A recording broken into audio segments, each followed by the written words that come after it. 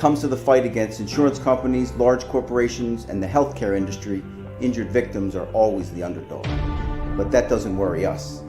At Messa & Associates, we're an injury law firm from Philadelphia, and we come to fight.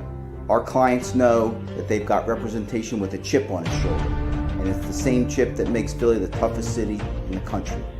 Call 215-568-3500 or visit us online at messalaw.com. Messa & Associates, the toughest injury firm in Philadelphia. Go for the midnight dares. Go for the game. Go for the hits. Go for the fans. Go for the win. Go to Ocean Casino Resort. Book your trip at theoceanac.com.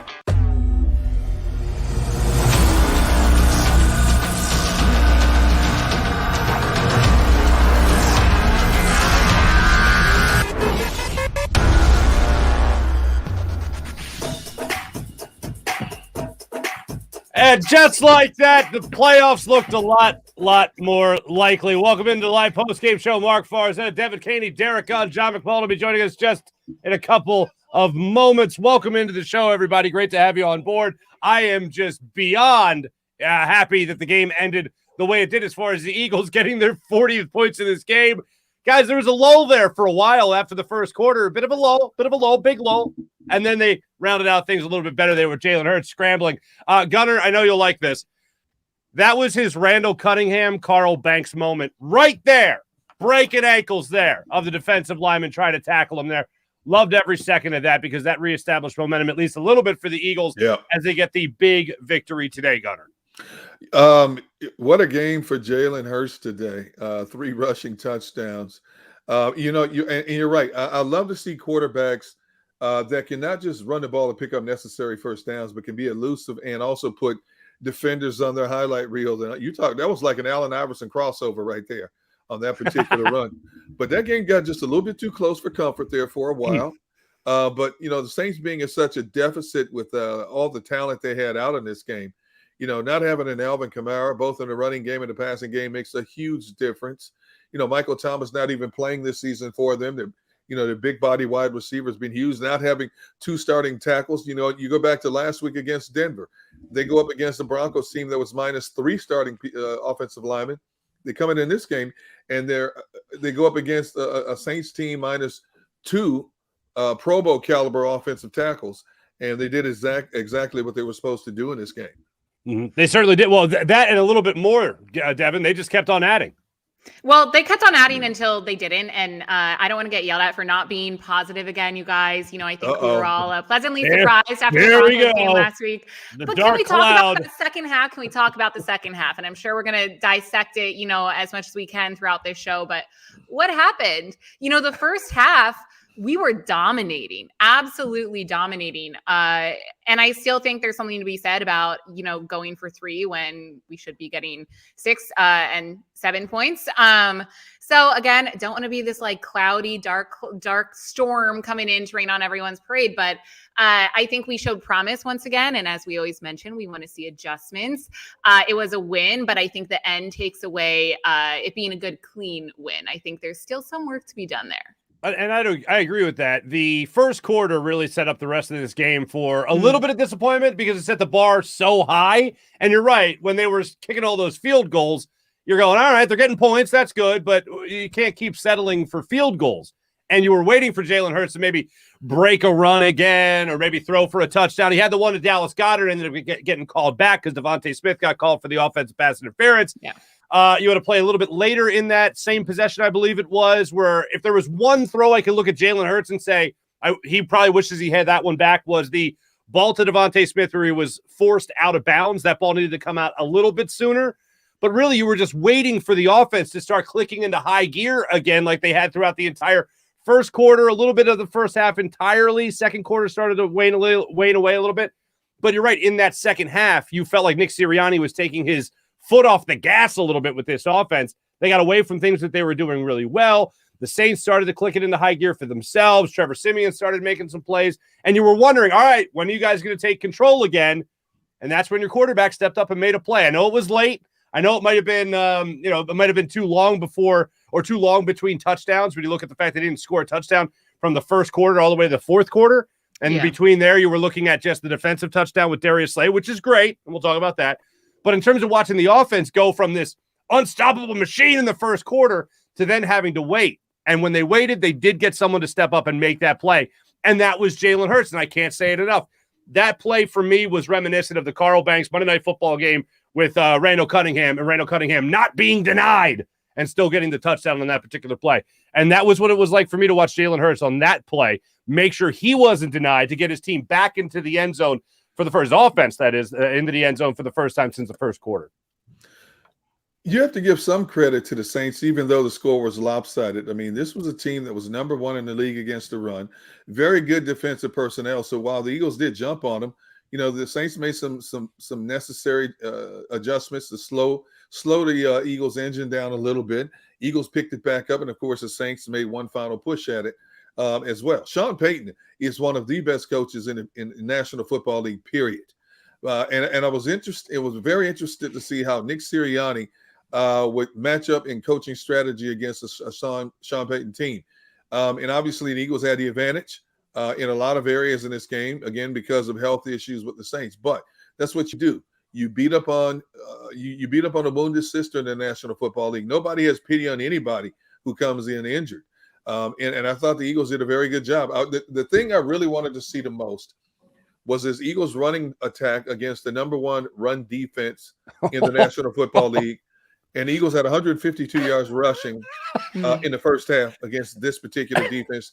They finished it with 244 yards. Now, granted, again, the quarterback had, 10, 12 carries, leading the way in the rushing department. But your other running backs are averaging 6-7 yards a carry. The offensive line up front did an incredible job in their zone blocking.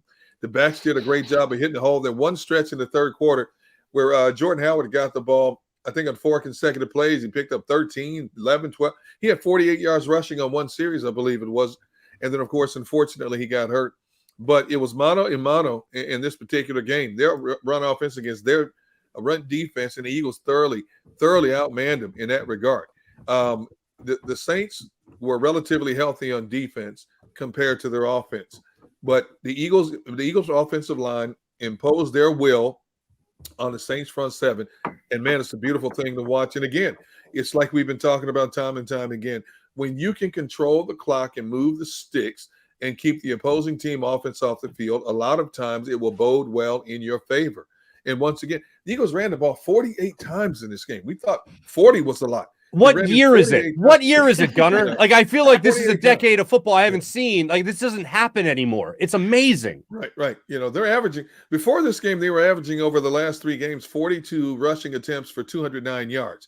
Those numbers are going to go up after today's 48 carries for 244 yards, and rightfully so. And, you know, kudos to Nick Sirianni. He's finally figured out what his strength is. Don't put the onus on the shoulders of your young quarterback. Continue to let him mature in a very comfortable environment, which is let your offensive linemen do the work up front, let the backs do the work behind you, and then, of course, sprinkle in your RPOs and your option plays and let Jalen Hurts do his thing because obviously when he gets an open field, he's a dangerous man, and the formula is working right now. So it's amazing how a few weeks ago, wasn't that long ago, everybody in the tri-state region, fire Nick Sirianni, get rid of him, he's a bum. Fire Jonathan Gannon. He doesn't know what the heck he's doing. Now, all of a sudden, I'm looking at social media. Everybody's singing the praises for a team that's now very much in the conversation about the playoff picture. Yeah. Because they win tiebreakers with a couple of teams that are ahead of them right now. They were 10th in a tiebreaker scenario coming in, the playoff picture coming in. Now they're creeping up a little bit more with 6 games to play. And you look at the last 6 opponents they're going to face, all very winnable games for this Eagles team. We could be talking about an Eagles team heading to the playoffs. Yeah, we could be. We definitely could be. And just to distill a point a little further that you had made talking about the run game there, Gunner, what would you say, 152 yards in that first half running? 152 in the first half. 152 in the first half. So the Saints, on average, came into this game, as you mentioned, with the best run defense in the NFL, only allowing 72.9 rushing yards per game. Yep. So in the first half alone, the Eagles doubled that. In the entire game, they tripled that number. So that's why I know everyone's, you can't run against because they're number one run defense. Well, if you remember, when they started running the ball against the Bucs, who at that time when they were playing that Thursday night game, were the number one run defense in the NFL. They actually had success running the ball in the second half of that game. That's when you started to see them change things over a little bit to, all right, maybe we should incorporate this run a little bit more. You think? So then they finally did it. And then over the last now 4 weeks, you have seen this Philadelphia Eagles team be a run-first team, and it's not even close. I mean, you went up today against the best run defense in the NFL, tripled their numbers on average. You also went up against the 26th best, 26th worst, if you really think about it, pass defense in the NFL, and Jalen Hurts had, like 150 yards, if that, today, in terms of what he did in the passing game. So it's a complete about-face if you go by the numbers, which is fine because the Eagles did something today that we've all been asking. Sometimes you just got to play the best version of yourself and not worry about what the other team's going to do. Say, okay, this is what we do best. We're going to throw it in your face and see if you can stop it. Today, the Saints really couldn't stop it, to the tune of tripling their rushing yards per game average. Incredible. And you know, Mark, I do have to shout out because I know we talked about this a little bit earlier this week. I got some heat on Twitter because on our show last week, even though Jonathan Gannon finally had a pretty good game, I said he wasn't off the hook yet. I said he had to prove himself. And I do think, I will say, he did that today. So again, let's see if he keeps it up going into next week. But I want to shout out the Eagles linebacker position. I mean, obviously still not an ideal situation. It's still a position that we tend to ignore. But in terms of most improved position on the Eagles right now, I would argue that guys like TJ Edwards and Davion Taylor have been incredible, especially this game. And I think that was a big factor in, not that the Saints have an extremely potent offense, but I liked what I saw from our defense for the second game in a row. So I want to get that out there early in this show so people don't come for me again, because look, Jonathan Gannon, he's moving up in my book, still not completely sold, but I did like what I saw. She's showing humility. That's what's happening. I'm admitting, like, maybe I was wrong. I'm not saying I was wrong just yet, but you know, we're learning. You see, here's the thing. I'm not. See, you have something that I like to call, Devin. You like to call. I like to call it class. That's what you have. Me, not so much. Where was this earlier in the season? We were yelling from the top of our lungs, be a little bit more aggressive defensively. Don't blitz every play, but mix it in. They did that today, and it worked. They did it last week, and it worked. Run game, same type of thing. When are they going to mix this in? When they're going to use that? And we waited for 4 weeks. The last 4 weeks, they've finally been doing it, and it's been working for them. So, Gunnar, I know everyone wants to say, oh, you can't listen to the fans, otherwise you end up sitting with them. Fans called this pretty good, got to say. We, in conversation post-game, we had it pretty good. I would say that the first portion of the season for Nick Sirianni trying to figure out exactly what he had and how to utilize them to the best of their ability was an experimental process, a little trial and error. And then he finally realized, okay, now that we've stabilized the offensive line, now that I know we have a stable of running backs that can handle the load. All right, now let's start strategizing in terms of what our identity is. And over the last 4 weeks, the Eagles have defined what their identity is going to be. We are going to pound the football at you, stop us if you can. And if you can't stop us, we're going to keep running you over into the dirt until the game is over. When you run the ball 48 times against an opponent, you watch the body language of that opponent trying to stop it. You see guys with their hands standing around on their hips, on the knee pads. So they're worn down after a while, not just physically, but mentally as well. They're worn down. Their attack mode is diminished to a certain degree. When you're not having success containing the run and stonewalling them at the line of scrimmage, and all of a sudden they're picking up 6 yards, they're picking up 8 yards, they're picking up 9 yards. The longer you're on the field, the more demoralizing it is. The Eagles ran 77 plays in this game. 77 plays, most of them were by way of the run. And that takes a lot of steam out of defenses in terms of trying to defend what you're throwing at them. And then when you have a quarterback like a Jalen Hurts, who's also carrying the ball 10, 12 times, and he's scoring 3 rushing touchdowns, averaging 6, 7, 8 yards a carry, that's even more demoralizing. So everything right now is falling into place for this team. And I said it on my pregame show today on 97.5, and we had a great argument and discussion about it. I said, if the Eagles won this game, you have to very much consider them a playoff team. There's a possibility. Oh, yeah. And I emphasize the word possibility. They could run the table. Now, of course, they still have they still have 5 division games. The Giants. But when you look at the quarterbacks they're going to face up until Dak Prescott, the last game of the season, and of course, Dallas already should have the division locked up, number one. Number two, probably will have the seeding locked up. Dallas won't need that game. Basically, they're going to cash it in and save it for the playoffs. So leading up to that game, who are you facing? Daniel Jones twice, Taylor Heineke twice, Joe Flacco or Zach Wilson. Any name among them scare you in any way, shape, or form? We're not talking about Drew Brees, Aaron Rodgers, Patrick Mahomes. We're not talking about quarterbacks of that caliber. Mm-hmm. These are very beatable quarterbacks, very beatable teams. And the Eagles can use the same method against these quarterbacks as they used the last couple of games. Attack, attack, attack. They have finally, unleashed the hounds. In the last couple of games, they did exactly on defense what I expected them to do. Why would you show Trevor Siemian any respect? What has he done in the National Football League to command any respect? And of course, you saw him. He couldn't handle the pressure in a lot of cases. Jonathan Gannon is bringing his cornerbacks up. They're playing more bump and run the last couple of games now. And when you have corners that can play bump and run, what it does basically is make the quarterback hold the ball just a little bit longer. And the more he holds the ball, the more the guys up front have a chance to get in his face, bat a pat down, get a shot on him, move him off his spot. That's exactly what we've seen the last couple of weeks from Teddy Bridgewater into this game against Trevor Siemian. Yeah, I think you're referencing the first 3rd and 11 that the Broncos. Now Siemian, they just played the Broncos, so now I'm thinking Broncos. They just played the Saints. The 3rd and 11 that they got him on, you had Epps and you had Maddox blitzing on that particular play. I believe that was where they forced a bad throw, and then they were able to flourish after that. And once you saw that, you went, okay, Jonathan Gannon, let's see what you got for the rest of the day. And you saw a couple of different 5-man rushes. You saw another corner blitz a little bit later in the game. Right. They played a much more aggressive style of football because of what you just said, talking about a lack of respect for Trevor Siemian. And that's exactly how they had to play this game. It would have been one of those situations where it was so obvious what they had to do. If they wouldn't have done it, all the haters would have been back out when it came to Jonathan Gannon and his style of defense. Because you can't call it a scheme, but his philosophy is that to sit back and wait for them to make a mistake. He didn't do that today. He, again, tried to force the quarterback into making mistakes. And that's what a lot of us have been screaming from the top of our lungs for them to do throughout this entire season. You finally saw that again today. So, for me, I thought that was a big win for the Eagles defensive coordinator. You saw Fletcher Cox in this particular game split a couple double teams, which was great to see, forcing the fumble on that other one. Almost had a safety on Trevor Siemian when he got into the end zone there. It was overall, I thought, a really good game by your defensive line. Josh Sweat had a couple of hurries in this game. I'm very impressed with what I saw from a defensive effort for the vast majority of this game before they started to get into that chuck it up mode.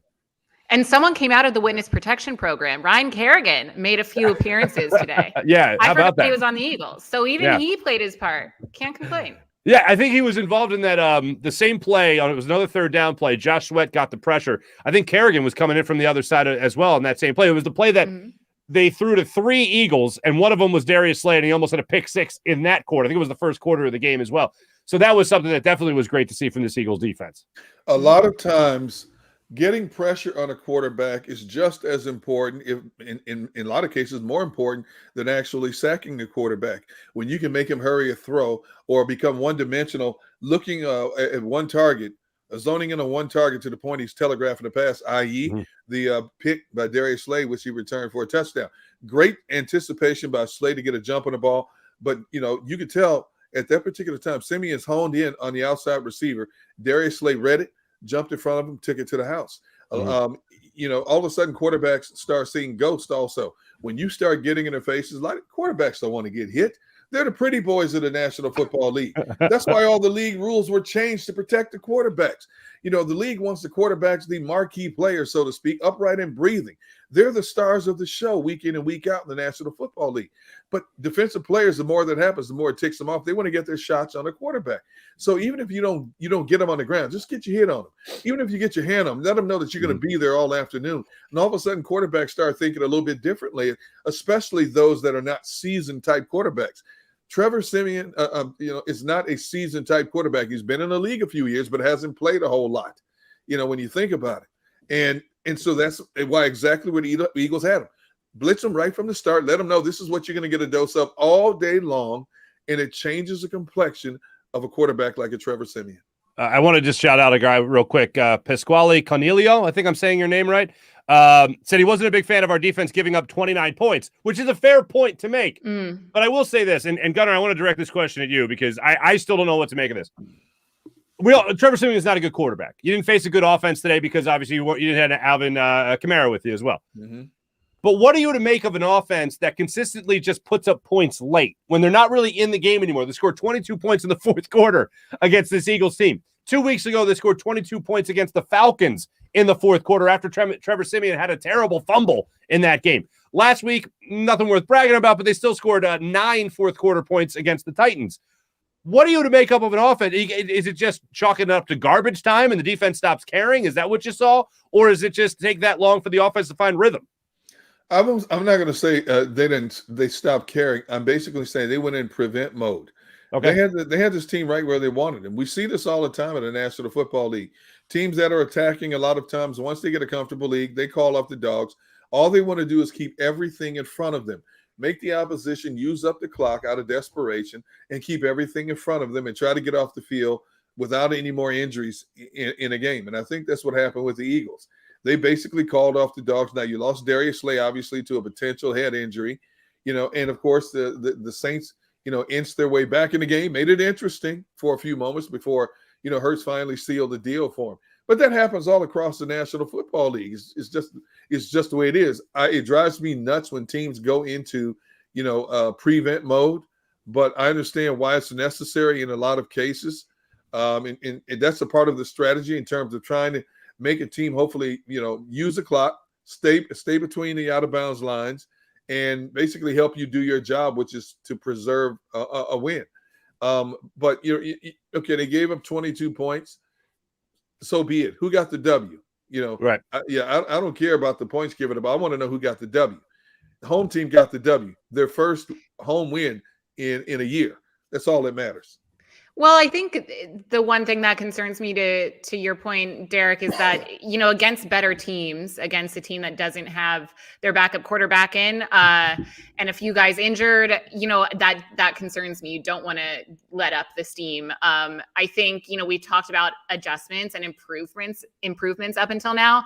And now I think the key word is going to be consistency, because I do think they let off the gas a bit. The Eagles did, but I also think it was just inconsistent on both sides of the ball, especially in the second half and after the first quarter. And I think when you're up against the Cowboys, you're not going to win if you do that. It might work against the Broncos and the Saints, but when we go up against, I know our schedule is pretty easy against divisional opponents like the Giants, but you never know. And like that I think is the one key that I'm going to look for, at least moving forward, is just consistency, especially play calling Nick Sirianni and Jonathan Gannon.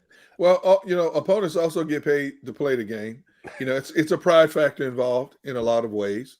You keep fighting no matter what. Teams, whether you get beat by 1 point or 100 points, you keep playing the game. Or if a coach feels that you're not giving 100% effort, no matter what, win, lose, or draw, you're going to be sitting your butt on the bench. And in some cases could be looking for work as well.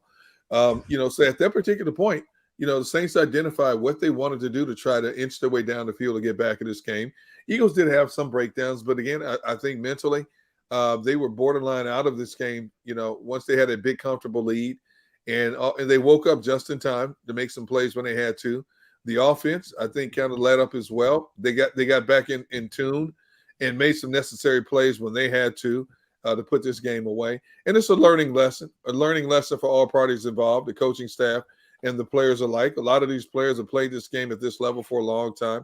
They know what they should and should not do, but you have a lot of younger players as well who are learning along the way, and it only benefits them down the road in terms of how they approach games over the last 6 weeks of the last 7 games. What are they now? 5 and 6? So they have 6 games left. New math is killing me. So, so basically over the last 6 games in 7 weeks, I think this bodes well for them in terms of a valuable learning tool in terms of how you finish out a game down the stretch. Yeah, that's why I tried doing the math for the good people of Philadelphia when I multiplied 72.9 times 3 and realized it was still less than the Eagles allowed today. So that was good. Though. I was good. Oh no, I was on. I was doing that. Beep, pop, beep, pop, pop. I was hitting the calculator. It was pretty great. Gunnar, Devin, when we come back, because we got to take a break, live post-game show. But here's something that we got to get into. there was a couple of things that, speaking of numbers, this is something that I love saying. Numbers never lie, but they sure as hell can deceive. There was one particular instance of that happening in today's game. And also, there was a standout star of this game that might have been the brightest shining light on this Eagles offense in the early goings of this game that we'll talk about when we come back. Coming up a little bit later, John McMullen will be joining us from the stadium to give us all the things people were saying after the game from the press conferences and whatnot. And that's when we return here on Live Postgame Show presented by Ocean Casino Resort. Go for the live show. Go for the win. Go for the midnight dares. Go for the memories. Go to get your spin on. Go to get your spa on. Go for the bubbles in your bathtub and in your drink. Go for the steaks and the steak. Go for him. Go for her. Go for the win. Go to Ocean Casino Resort. Book your trip at theoceanac.com. You know you like being right. That's why you should enroll in an Independence Blue Cross plan. It's the health plan chosen by more people than any other. With more doctors and hospitals, more benefits that really rock, more of the coverage you want for the right price, including free doctor visits 24/7. It's a choice you can feel good about. Because when you're right, you're right. And when you've got Independence Blue Cross, you're right where you need to be. Call 1-844-200-2583 today to get an Independence Blue Cross plan.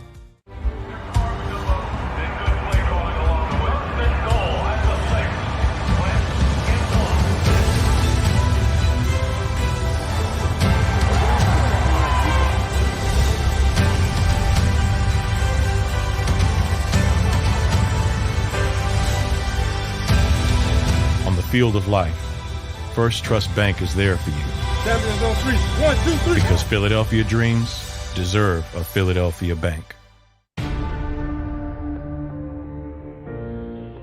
When it comes to the fight against insurance companies, large corporations, and the healthcare industry, injured victims are always the underdog. But that doesn't worry us. At Messon Associates, we're an injury law firm from Philadelphia, and we come to fight. Our clients know that they've got representation with a chip on its shoulder, and it's the same chip that makes Philly the toughest city in the country. Call 215-568-3500 or visit us online at messalaw.com. Messon Associates, the toughest injury firm in Philadelphia. At Stateside Vodka, every new customer gets the world's best rocks glass, free. What's that? A rocks glass? You're telling me that bottle is cut in half? You could say that. Holy shit. And you're telling me I can get one of these glasses for free? That's right. One free rocks glass per customer with each first-time purchase of Stateside Vodka. So good, it just disappears.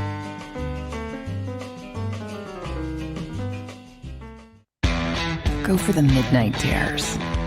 Go for the game. Go for the hits. Go for the fans. Go for the win. Go to Ocean Casino Resort. Book your trip at theoceanac.com.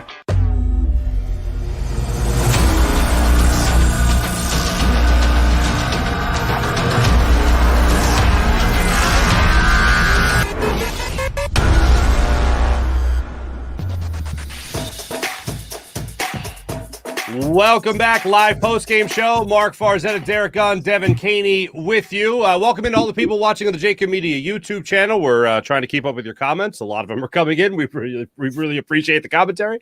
And also 6abc.com, of course. Now, looking at the stat sheet, it says that that Miles Sanders had one fumble. But did he really? Or did he have two?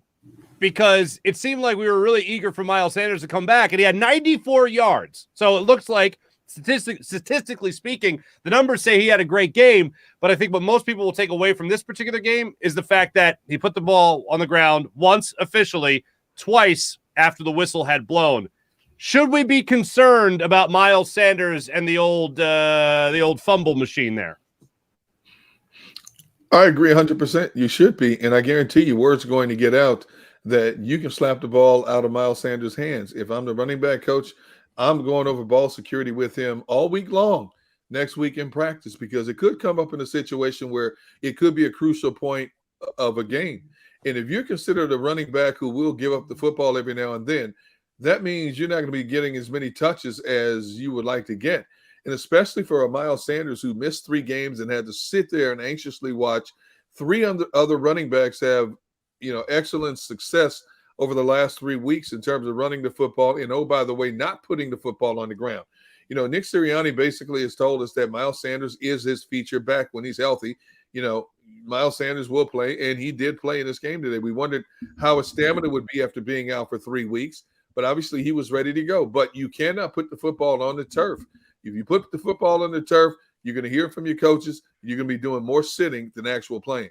Devin, are you worried about Miles? Yes, absolutely.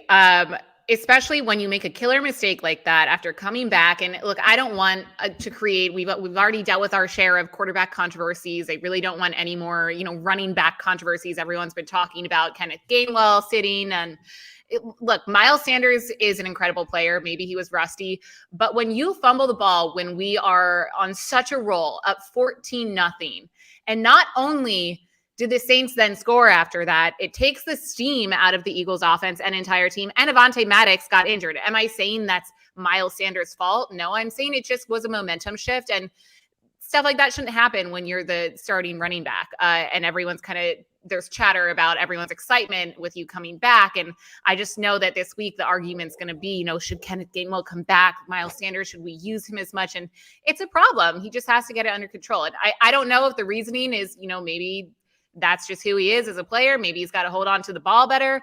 Maybe he was just rusty. Maybe we give him the benefit of the doubt. But I do know I'm still happy with Jordan Howard and Boston Scott. Mm-hmm. See, I'll say I'm more along the lines of the benefit of the doubt with Miles Sanders, and I know fumbles and holding on to the football has been an issue with him in training camp. We remember a lot of stories about how he wasn't able to catch a ball out of the backfield, so there's been issues there. But when you haven't played in 3 or 4 weeks and you're coming back from an injury, and all of a sudden, let's not forget, Miles Sanders left this offense, and it was a pass happy offense. He comes back, it's a run dominant offense, so it's almost like he comes into a whole new defense or offensive scheme. So when Miles Sanders comes back into it, I think it's even more reason to look at and say, all right, a little bit more rust. Let's kick that off. Come back next time around. I almost look at it where it's almost amazing to me that despite the issue we had with the 1 official fumble and then 2 for the second time putting the ball on the ground, even though the whistle had blown, I look at it as, wow, even with that, he still had 94 yards on 16 carries, I believe it was, 16 carries, averaging just under 6 yards per carry. Yep. So that's how I look at it with Miles Sanders. If it wasn't his first game back, I'd be losing my mind over it. But I still maintain what I thought going into this game, which was very simple. Miles Sanders, I always have felt, is one of the most talented running backs in football. He just never had a coach or a scheme that allowed him to show that off and give him the stats that would support that idea. Now he does. And if this is just a one-time thing, if giving him the benefit of the doubt is the correct thing to do after a game like this, and who knows what's going to happen with Jordan Howard after this game with the injury that he had in this game, which looked like a really bad look. It looked bad, but we'll see how bad it is when we talk to John McMullen after the press conferences and everything. But what I saw from Miles Sanders was very encouraging today. And until we get word on what can happen going forward with the depth in that running back room, I'm still very eager to see what he could do for this football team going forward if they continue to be a run-first team. Well, that's the only way you can approach it right now. And Miles is going to be your feature back. But again, the word is going to get out that you can strip the ball from Miles Sanders. It's something that he has to work on day in and day out for the rest of this season. Because what if that had happened at a crucial point of the game, a pivot shifting moment in the game? He not only fumbles the ball, but fumbles inside the 10-yard line and gives the momentum back to a better offensive team or to a better team overall with better personnel. You're going to have a problem, especially in terms of trying to attack again, because then you're going to be in a situation that you put opponents in over the past several weeks. A team trying to play desperation football, trying to catch up and hoping that things go in your favor. And sometimes it doesn't happen. Again, you look around the National Football League today. a few crazy things have happened again today for like the 5th consecutive weeks. Teams coming out of nowhere to win games they're not supposed to win. Yeah, how about that Carson Wentz, baby? How about that Carson Wentz? Well, by Carson Wentz, I mean Jonathan Taylor. Yeah, I was going to say, I say it's more so Jonathan Taylor than Carson Wentz. Jonathan Taylor doesn't do anything for us. It's all about if Carson's playing or not. But I picked Buffalo to win that game. I picked Buffalo. When you look at the personnel they have on offense and defense, and the way they had played the last game, I thought Buffalo would come out ticked off and would thoroughly dominate. I said earlier today that I thought the Colts were the best average team in the National Football League, and by that I meant they've had situations where they should be like a 2-loss or a 3-loss at the most team, but do some things that just shoot themselves in the foot. And they came out today and they looked like Buffalo. They looked like they were the home team. What was the score? 41-15, and Jonathan Taylor, 5 touchdowns. So again, you just don't know each and every week. How about Washington rising up? First of all, I'm thinking they're coming off that incredible high of upsetting Tampa Bay last week.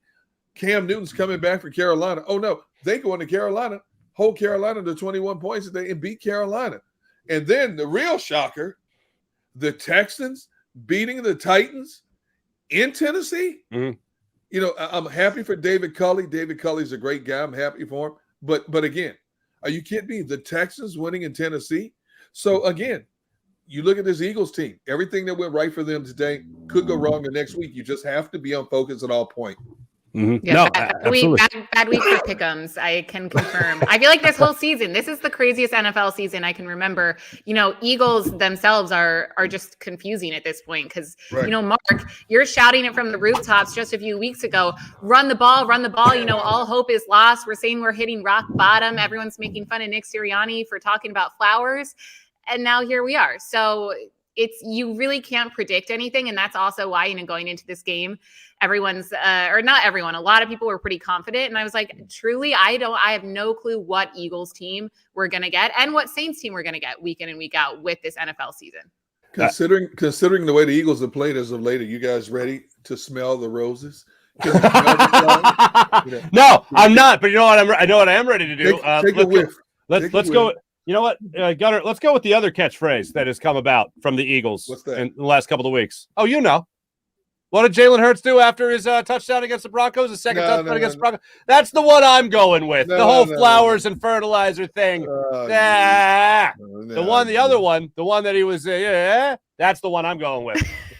The one they can't say. Why am I not surprised? Considering for how long I've known you, I'm not surprised one bit that that's what you're going with instead of. Everything's coming up roses right now. Well, but can we talk about, I think it was Halloween, the Halloween game when we were talking before the show and just the poetry that was coming from this fertilizer flower conversation. What was it? One of you said the metaphors were out of control. It was like, what happens? A weed chokes a flower. A weed is choking the Eagles. Just the metaphors were flying left and right. And now we're talking about things coming up roses, smelling the roses. Everything's happy and dandy. What happened to the weeds, T-Gun? They used some weed killer and got rid of the weeds. See, they prevented the weeds from choking out the beautiful flowers that have sprung up for this team now. Yeah, either that or they went and bought a Ghetto Boys cassette and they went and listened to that a couple of times. What? Mark's like, I'm not talking about flowers or fertilizer. Yeah, I'm flowers. On to this flowers. Yeah, no flowers. I'm with the other one. But real quick, I mentioned a rising star, and the guy has risen as a star. The guy is a star, as far as I'm concerned. And before, real quick, let me just tell you that you can't forget that the scroll below, you can get 15% off Stateside Vodka because we are fueled, as you can see right here, fueled by Stateside Vodka. 15% off by using promo code JAKIB. That's JAKIB, JAKIB, for 15% off a 1-liter bottle. Go to statesidevodka.com. Can we be any more in love with Jordan Mailata at this point? And what he's done so far, the maturation process of watching him get drafted as a guy that never played football before, a rugby player, we all know the backstory. And then he emerges into this guy that is just a force on the left side of the line of scrimmage, an absolute force at the left side. And then today, he and Davenport getting that little scrum later in the game. But if you remember, I believe it was in the first quarter. See if you get this reference.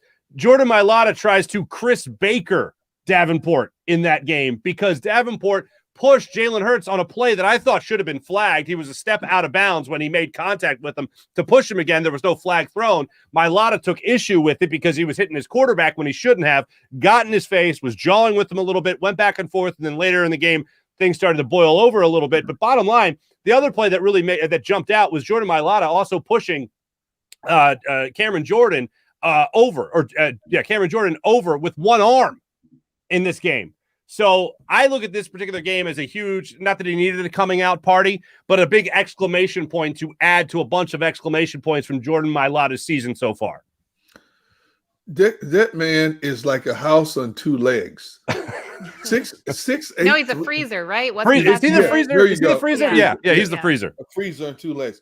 And the way he's developed in such a short amount of time, it just goes again to reassure what we have known and should have known a long time about Jeff Stoutland in terms of being the consummate teacher of young offensive linemen. I mean, here's a guy who was a 7th round pick, a project at best. A lot of people didn't even know if they were going to keep him. Eagles keep him on the practice squad, and we're asking why. Why would you waste a practice squad roster spot for a guy who doesn't even understand the game? Well, now we know why. Because they saw potential in a guy that a lot of us on the outside looking in couldn't see. And, they didn't have to play him right away because they had the people they wanted. You still had a Jason Peters over there who was a great teacher, obviously. You had guys like Lane Johnson help teach him as well to understand the American football concept. And he's a quick learner, quick study, and doesn't forget things that he's taught. And while it may have taken a while for his technique to catch up to his athleticism and knowledge of the game, and now it's really paying off. And, the Eagles obviously have identified him as a player they want around their organization for a long time to come. That's one position they feel they won't have to address in the early rounds of the draft next year because they feel they're pretty good, pretty sound, pretty solid on their side of the offensive line. Yeah, and I don't want to take away, credit from I do think it's an entire team effort and improvement on all fronts. But I do think, we have to remember that we didn't have a lot of these guys in for a few of those games that were our, rock bottom low point. It's so nice to have Mailata back and playing on his usual side. It's so nice to have Lane Johnson back, our old friend. And our offense, Jason Kelce, of course. I think there was a play. I'll see if I can find it and bring it up later in the show. That he's a unicorn. Jason Kelce is amazing, and I never want him to leave us, even though I know he probably will soon. But I also think the offensive line and Stoutland don't get, I think any offensive line doesn't always get the credit it deserves when it comes to a team's offensive success. So definitely have to tip our caps to them. While you're on that note, and I think the play, there's two plays I think you're referencing with Jason Kelce. Was it the one where he was blocking, or was it one where he was showing his disgust? He was blocking. Okay. It was a Sanders run. The 25-yard Sanders run, where he just got out and started mowing people down, absolutely shows just how great he is. And that's when Jason Kelce is at his best. I mean, people want to think about him on the line of scrimmage as a great center, but what makes him so special is when he gets off the line of scrimmage and he starts getting downfield ahead of running backs on a screenplay or what have you. That's what makes him so special. But the other play was, I believe it was the Wildcat formation in the goal line situation, not goal line, red zone. They line up Jordan Howard as Wildcat. When you're moving the ball down the field, whatever, it's what Nick Sirianni wanted to do. It's what they did. And Goddard and Stoll both jump off sides in that play, both false start. And they got a shot of Jason Kelce just shaking his head like that. And at that point, he was all of us because I think we all felt that way. But as far as Jason Kelce goes throughout this entire game and really throughout this season, he has just been phenomenal. He is having another Pro Bowl season, and he's a guy you can constantly count on as the guy to anchor this offensive line. And I know they said it on the broadcast, which I didn't think was that great of a broadcast, but on a couple of things that I thought they hit on, one of them that was absolutely true was how Jason Kelce keeps this entire thing going. Oh, there's no question about it. For a man that size to be able to get out in space, snap the ball, get out in space, especially on wide screens one way or the other, it is phenomenal. He is one of the smartest players in the National Football League, especially along the offensive line. There's going to come a point in time, and who knows, it could be after the season where this organization is really going to miss his presence in the trenches for this organization. Hopefully, Jason is helping groom the next center for this organization, whoever that may be right now. But you cannot overlook the knowledge that a Jason Kelce brings to the table when he's watching film, and more importantly, when he puts his hands down in the dirt, in the trenches, and trying to decipher what he's seeing across from them and making sure from tackle to tackle that they're all on the same page. No doubt about that. There was one thing you hit on, Devin, that I wanted to go back to. And I think we have a minute here to do it. So as the offensive line, we all agree the offensive line played a great game today, right? Like there's no like real thing we can really complain about in this game. For the life of me, I don't know if it's a Jalen Hurts thing, and I'm not digging up things on Jalen Hurts because I'm also curious to see whether or not this is a receiver issue as well. Jalen Hurts had all day to throw on more than one occasion, and I can't remember too many plays where that ended up working out heavily in the Eagles' favor. There was one instance where it looked like he was holding on. Jalen Hurts was holding the football, good protection. Then he finally got it out to Devontae Smith, who ended up having, I believe, a 33-yard reception on the play. So it worked out. But other than that, there were a number of occasions where it looked like Jalen Hurts had all day to sit there in the pocket or maybe get outside a little bit, and nobody was either getting open or he wasn't finding the guys. I'm just bringing it up because I'm really looking forward to, I believe the all 22 angles will come out tomorrow. Coach's film will come out tomorrow as part of NFL Game Pass. And I'm looking to see where guys getting open because Devontae Smith, one of the great things he's been doing this entire season is getting open. Marshawn Lattimore, pretty good corner. That was all over him today. So I'm looking forward to seeing that answer come out in the next day or two to see whether or not those plays where he had a lot of time to throw were guys not getting open, or what I'm really hoping isn't happening, him not being able to find open targets. I think it was more of a case of him of receivers not getting open. For the most part, the Saints kept rushing a 4-man front and dropping 7 back into coverage. And they were playing a lot of zone defense, and there weren't many lanes for him to throw the ball through, especially when they started doubling up Devonta Smith. Dallas Goedert, he got his looks when he was one-on-one in a lot of situations with Malcolm Jenkins. But, instead of trying to force a pass, Jalen Hurts either threw it away or he stepped up and ran it for some huge real estate to keep the ball in the Eagles' possession. I think that's the way he's going to have to play it. Teams are going to drop back and defend the pass. They're going to dare you to beat them with their legs, and it's up to him as a young quarterback to leave the message that whether I'm throwing the football, handing the football off, or flipping it to any of my players, we're going to find a way to compete to the best of our ability. We're going to find a way to give you guys everything that we possibly have, so you better be ready for it. Well, so is that what you think happened with the 2 Goddard passes, D-Gun, in the I think it was third quarter, definitely second half, where it was just 2 in a row, and a lot of people were I know Jalen Hurts, we always kind of call out his inaccuracy or potential inaccuracy, and I don't know the answer, or was it coverage? Oh, I definitely think it was coverage. They were doubling up on the outside in a lot of cases. The safeties were playing back deep. They were going to rely on their front 4 to get enough pressure, and it didn't work. 9 times out of 10, it didn't work to the way they liked it. Again, you have to give credit to the Eagles' offensive line for keeping Jalen Hurts in a relatively clean pocket for a lot of the day. But I think basically that's what you're going to be dealing with now from this point on. They're going to double up Devonta Smith. He's already identified himself as a legitimate threat both in the underneath game and the deep game as well. So he's going to command some double team. If you keep running the football the way you run the football, you're going to force opposing safeties to cheat up in the box to try to gain leverage. And that's when you hit them over the top, whether it's with Devonta or, any of one of their other wide receivers, Quez Watkins. But that's the nature of the chess game that you're going to play. And so far, the last few games, the Eagles have done it extremely well. Right. Again, numbers don't lie, but they do deceive. Jalen Hurts, 13 to 24, 147 yards, 6 yards per attempt, 72.7 passer rating. If Dallas Goedert catches those 2 footballs, and I know he had his first catch today, J.J. Arcega-Whiteside, not to rain on his parade, as short-lived as it might be. Don't do it. Don't do it. If he holds his block on the Devontae Smith reception, that's a touchdown. Hey, he did have a catch. The man had a catch. He had one catch. One catch. Give him that. Catch. Lottie da. Anyway. Hey, when we come back shortly, we're going to be joined by John McMullen in the not-too-distant future here. He'll give us all the latest in the press conferences after the game today, and we'll cover all that with John just a little bit later in the show. But don't forget, the live post-game show is presented by Ocean Casino Resort. Go for the live shows. Go for the win. More live postgame show when we return. Go for the midnight dares.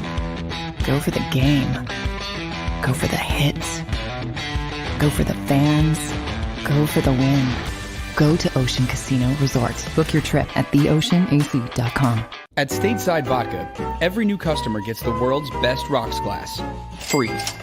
What's that? A rocks glass? You're telling me that bottle is cut in half? You could say that. Holy shit. And you're telling me I can get one of these glasses for free? That's right. One free rocks glass per customer with each first-time purchase of Stateside Vodka. So good, it just disappears.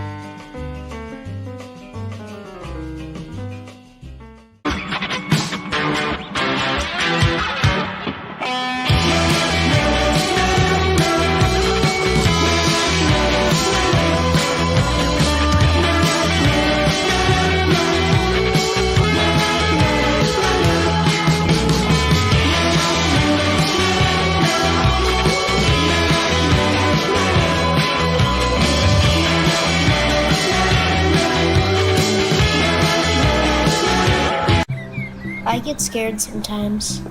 Of a lot of things. Joining in. Decisions. The dark. The dark. But I once heard someone say, But as I always say, it's okay to be afraid. As long as you face the fear. And keep moving forward. Wherever you are in life, count on the name trusted in insurance for over 80 years. Independence Blue Cross. Go for the midnight dares. Go for the game. Go for the hits. Go for the fans. Go for the win. Go to Ocean Casino Resort. Book your trip at theoceanac.com. Go for the midnight dares. Go for the memories. Go to get your spin on. Go to get your spa on. Go for the bubbles in your bathtub. And in your drink. Go for the steaks. And the steak. Go for him. Go for her. Go for the win. Go to Ocean Casino Resort. Book your trip at theoceanac.com.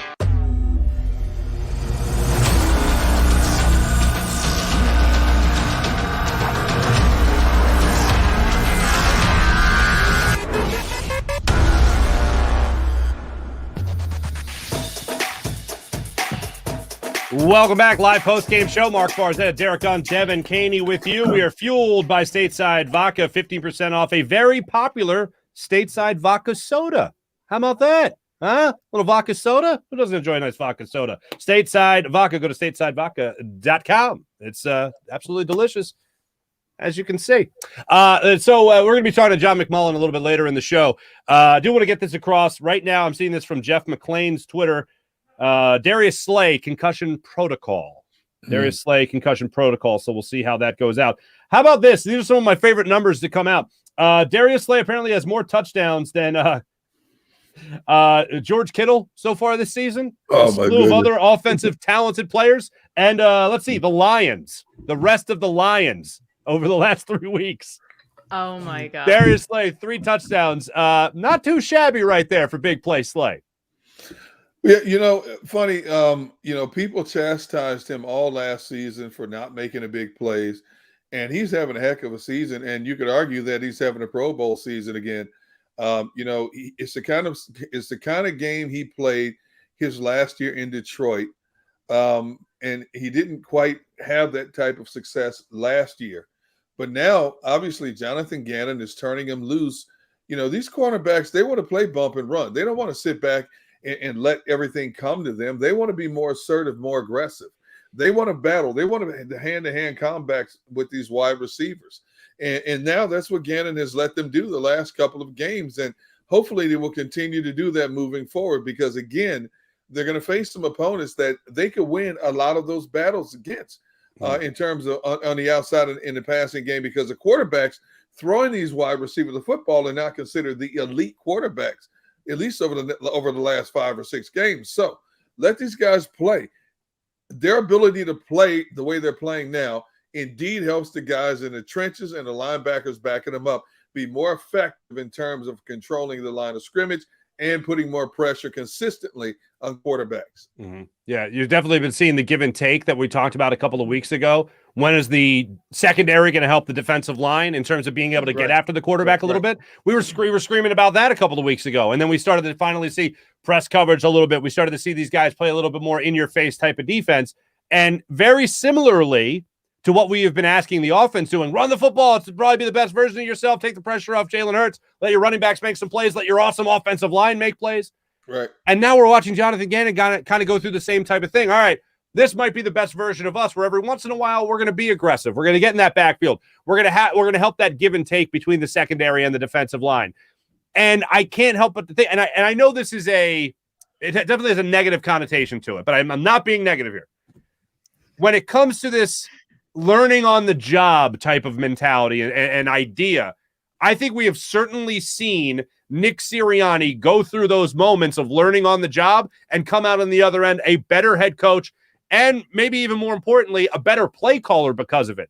Are we now seeing Jonathan Gannon go through that same type of process where he went through the Drek early in the season? He did his guess and test, what's the best version of my defense? And maybe now he's on the other side of it. Now, it's still a 29-point game. A 29-point game is still a 29-point game by any offense and any defense allows, whether there's Alvin Kamara or not, whether it's your starting quarterback or it's your backup in Trevor Siemian, whoever it might be. That's still 29 points allowed. But I have still seen what I believe to be a much better version of this Eagles defense, just like I have seen a much better version of this Eagles offense over the last 4 weeks. I'm now seeing Jonathan Gannon start to turn that same corner. And you go, all right, maybe this is the guy. Maybe this is the version of Jonathan Gannon that so many head coaches, so many front offices were coveting for him to be their defensive coordinator, because that was the talk a lot throughout the offseason. Oh, the Eagles actually got this guy. Oh my goodness, he's so good. And now we're finally starting to see maybe what some other teams were actually losing their minds over. I think it was a case of Jonathan Gannon trying to force feed this defensive personnel his style of defense more so than identifying and utilizing the personnel that he had. You know, we all knew going in that the Eagles were not loaded with defensive talent, and they were getting exposed in a lot of cases early on in the season. So, you know, for now anyway, because I'm still not saying Jonathan Gannon is out of the doghouse. We've had back-to-back games. We have back-to-back games now of Jonathan Gannon calling good defensive concepts. But I still want to see it a few more times. You know, considering what we saw the first part of his season, you know, he makes me a little leery. He's been consistent the last couple of weeks. His defense has put the clamps on offenses and it helped their team win games that they need to win. But I'm still just a little leery that he may resort back somewhere down the road to what he was doing before, which could be devastating to this team. First of all, I just want to say to anyone who attacked me for saying that, thank you, D-Gun, for backing me up. Can I get like a quote, whoever does a quote graphics, whoever's listening, can we just get like a side-by-side of that? Thank you. Yeah. But no, I totally agree. I think again, consistency is the new word. We've moved past improvement and adjustments, and now I just want to see consistency. Yeah, see, we're in the here and now. And as of right now, Jonathan Gannon has called 2 pretty good games. Okay, 2 out of 11, not bad. Now, let's see if we can get that batting average up a little bit more. You know, and like Devin said earlier, I'm not being negative. I'm just being a realist. You know, we know what we've seen in the past. We know what we've seen in the recent past and the present. I need to see it a lot more moving forward, you know, because I think if they play that style of defense, it helps that team overall that much more, be a much more competitive and a much better potentially winning type football team. Yeah. You know, Gunnar, I believe in making dreams come true. So, Devin, if you just go like that for a second. I think James, what am I doing? I think James is our social media guy. And I'm sure if you just freeze frame like that, if you just hold that, I'm sure he'll crop it out and then put you next to Gunnar being like, yeah, what he said. See? And then we'll just put that together. And there we go. It'll go viral. People will pick that up like nobody's business. Come on now. I love it. James, if you're listening, there you go. Got it. Okay. There we go. This screen grab, we'll send it out. No big deal. So, all right. So we're talking about guys maybe changing the corner, turning the corner, and that's what we're all kind of rooting for here at this point. Here's what I'm crossing my fingers for. That this is the turning point. because we went through that whole process. And look, they lost the second game where they were a run-heavy team. They lost the game against the Chargers before being able to do it again the following week against the Broncos. So now you're looking at 4 straight weeks of this offense actually doing it. It took 2 games for them to actually settle into that. Maybe now, and also against the Chargers, let's not forget that they blitzed more than ever, even though it was by a lot of accounts of people that actually played the game, those weren't really blitzes because you were still sending 4, not 5. So when you look at an offense or a defense start to figure out like that, maybe this is where we're actually seeing them start to realize this is their best version of themselves. This is their true identity as a team that's going to send a linebacker up the middle like they did with Alex Singleton. And you're going to see a quarterback. Like, look, you're not going to face that many quarterbacks throughout the rest of the year that are that much better than Trevor Siemian. As you mentioned, Gunner, let's think about this for a second. Daniel Jones twice. Then you also have Tyler Heineke twice. You have maybe Joe Flacco once, and maybe Dak Prescott once, depending on how by the time things shape up to the way they're going to be at the end of the season, you might not be facing Dak Prescott. You may be facing Rush. So when you look at that particular game, you might not be facing their number 1 guy either. So if you apply pressure to these people, you're going to force them into mistakes. And Trevor Siemian, by the way, aborted so many plays when he saw that blitz coming. Just threw it into the ground, threw it at the feet of the defensive lineman or linebackers coming in over the line of scrimmage. You saw it time and time again throughout this game where he was just like, hell no, boom, ball on the ground. And that was the end of it. That's forcing somebody else into a mistake or forcing somebody into just killing a play from the get-go. Quarterbacks don't want to take unnecessary hits. Why would they? And obviously he saw it coming. The Saints offensive line blew the pickups, and the Eagles kept coming and kept coming, just enough to keep Trevor, off his game. The guy was completing less than 58% of his passes coming into this particular game. He had not turned the ball over, and I do believe the Eagles' pressure on him enabled them to force him to turn the ball over a couple of times. Saints had 3 turnovers, and as you know, when you have an abundance of turnovers in a game, especially at the NFL level, you're not going to win many games. And so basically the Eagles defense got Trevor to play their game instead of allowing him to play his game. No, that's certainly what it looked like today, and that's really what we've been asking for a long time. Right. We did have a couple of moments in this game where it was hold the breath moments. Darius Slay going out, concussion protocol. We mentioned that already. Avonte Maddox left the game for a little bit as well after he made a play early in the game. Devin, you're the one that highlighted it, the 3rd and 11 play where Maddox and Epps both got into the backfield for a blitz, which was awesome to see. But we're still waiting to see what's going to happen regarding Jordan Howard. We're still waiting to see what's going to happen regarding, Avonte Maddox already addressed the media. He seems good to go. Dallas Goedert looked sharp in this game after he went through concussion protocol. So there's a couple of guys that are going to be waiting to see how they're going to be doing going forward, whether it's Jordan Howard or whether it's Darius Slay. Slay, again, concussion protocol. Jordan Howard, it looked like, I think they said it was his lower back.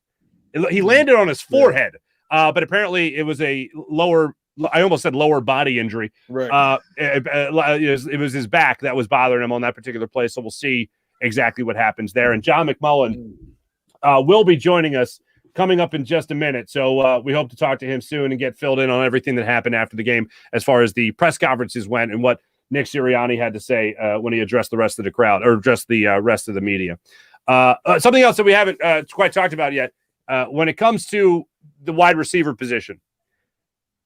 I referenced it earlier, but how much in need of a second target is Jalen Hurts right now? Like Dallas Goedert, I think is legit as a tight end. I think we all admit, I can know that. Devontae Smith, I think is a legit receiver. I think we all know that. But how much are they in need of someone to be consistent behind those two? Really a wide receiver more so than a tight end. Because I don't think Jalen Reagor's that guy. And I know he had a catch again today. JJ, I think a Whiteside ain't that guy. Right. Who's gonna? Quez Watkins was don't take away that catch. I know, right? I want to know where Quez Watkins was. Yeah, you got to give JJ Arcega-Whiteside that catch, though. This keeps happening. They keep omitting guys that should be developing more. Quez Watkins has a skill set to be a significant contributor. You can't. Okay, so you got to throw the ball to Dallas Goedert. In hindsight of his big contract, now you're going to throw him the ball. Devonta Smith is your featured wide receiver because he was a highly drafted number 1 pick. But you've got to develop some other guys. Quez Watkins has the speed. He's shown you that he can catch the ball. Has he dropped a few passes? Yes. But what receiver hasn't dropped a few passes along the way? Right. You've got to get more people involved in your offense. I've been screaming about getting Boston Scott more touches forever. They finally did that the past couple of weeks out of necessity. Now I'm going to say, where's Greg Ward? Why are you not utilizing this guy? I think he's a very good slot target, and I don't understand why they're not using him as well. Jalen Reagor, a lot of people, myself included, ready to give up on Jalen Reagor for whatever reason. You're thinking, okay, here's a young guy. He has the potential to develop, but now he's been in two offensive systems in less than a year. Doug Peterson's and now Nick Sirianni. They didn't throw him a lot last year. They're definitely not throwing to him a lot this year. So is it him, or is it a combination of him not getting coached up, so to speak? Nobody's going to know that answer, but I think Reagor has the potential to be a serviceable receiver, but you got to give him a chance. Quez Watkins has a chance to be a very dynamic receiver, but you have to give him more chances. Just not happening for these guys right now. I forgot that Greg Ward was on the roster. There you go. See, that's why I started laughing. Yeah. Yes. So. No, this isn't a laughing matter, but just if we're not laughing, we're crying, right? Justin Jefferson, 8 receptions today, 169 yards, nice, 2 receiving touchdowns. Yep. Justin Jefferson had himself a very nice game. Jalen Reagor, not so much. When we come back, we're going to be joined by the great John McMullen. He'll be joining the program today. Look forward to hearing what he has to say as far as all the press conferences went. Don't forget, we are presented by Ocean Casino Resort. Go for the live shows. Go for the win. More live post-game show. John McMullen joining us in a few.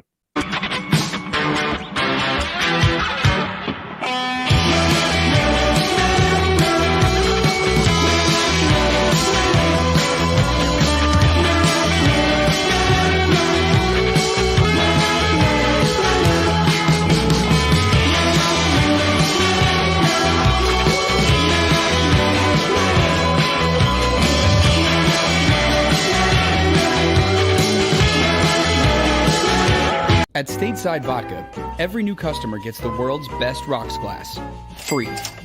What's that? A rocks glass? You're telling me that bottle is cut in half? You could say that. Holy shit. The glass is for cocktails, right? It's for this, and that. Is the length of the glass equal to your... You betcha. But is it made out of... Glass? Okay, but is the rip... Smooth? Will you stop doing... That? I'm the professional here. And you're telling me I can get one of these glasses for free? That's right. 1 free rocks glass per customer with each first-time purchase of Stateside Vodka. All from the company that's highly awarded. 0 carbs, 0 sugar, and deliciously tasting vodka. So good, it just... disappears.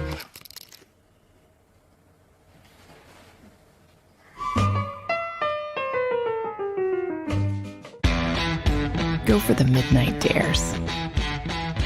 Go for the memories. Go for the view that goes on forever. Go for the bubbles in your bathtub and in your drink. Go to bed whenever you want. Or don't. Go for him. Go for her. Go for the win. Go to Ocean Casino Resort. Book your trip at theoceanac.com. When it comes to the fight against insurance companies, large corporations, and the healthcare industry, injured victims are always the underdog. But that doesn't worry us. At Messa & Associates, we're an injury law firm from Philadelphia, and we come to fight. Our clients know that they've got representation with a chip on its shoulder, and it's the same chip that makes Philly the toughest city in the country. Call 215-568-3500 or visit us online at messalaw.com. Messa & Associates, the toughest injury firm in Philadelphia. Go for the midnight dares. Go for the game. Go for the hits. Go for the fans. Go for the win. Go to Ocean Casino Resort. Book your trip at theoceanac.com.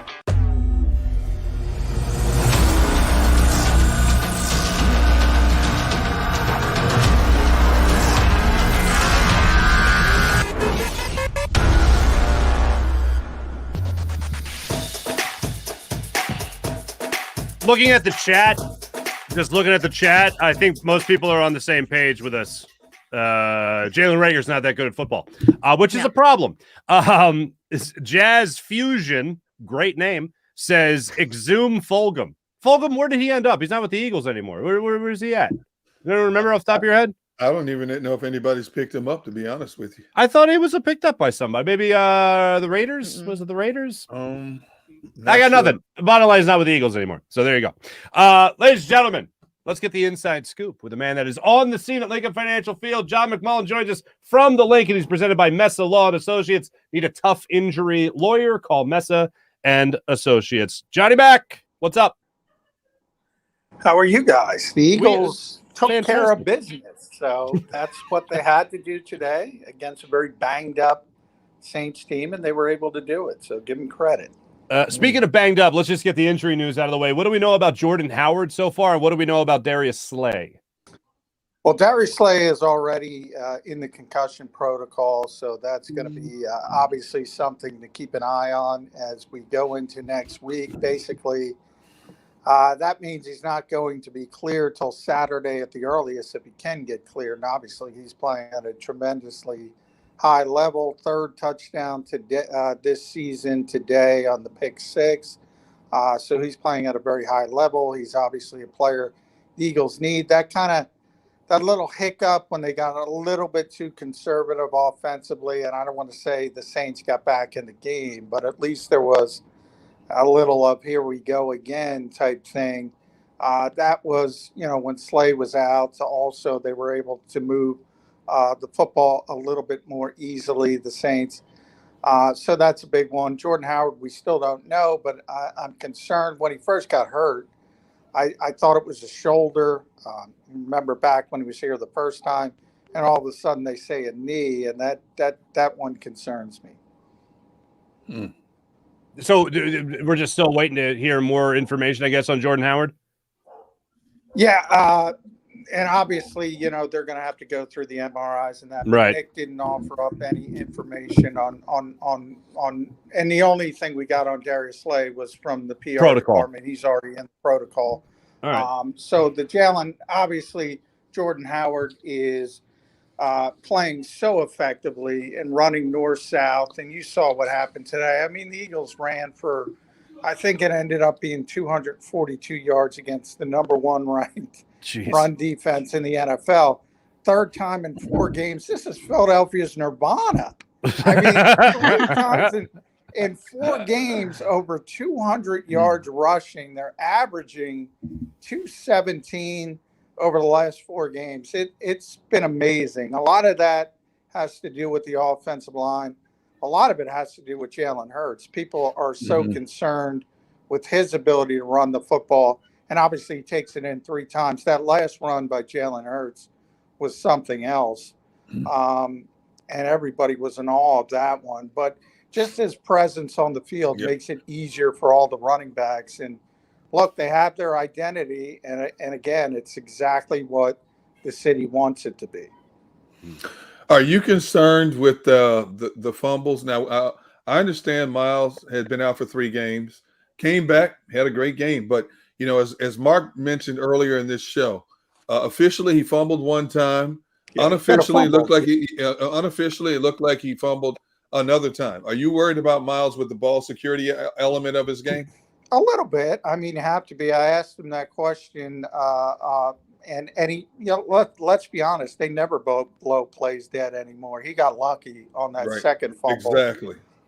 And that was the only offense New Orleans had early in the game, and even then they kept backing up, and they finally, Trevor Siemian just looked like he threw it up and said, "What the hell? We can't do anything. I'll just throw it up."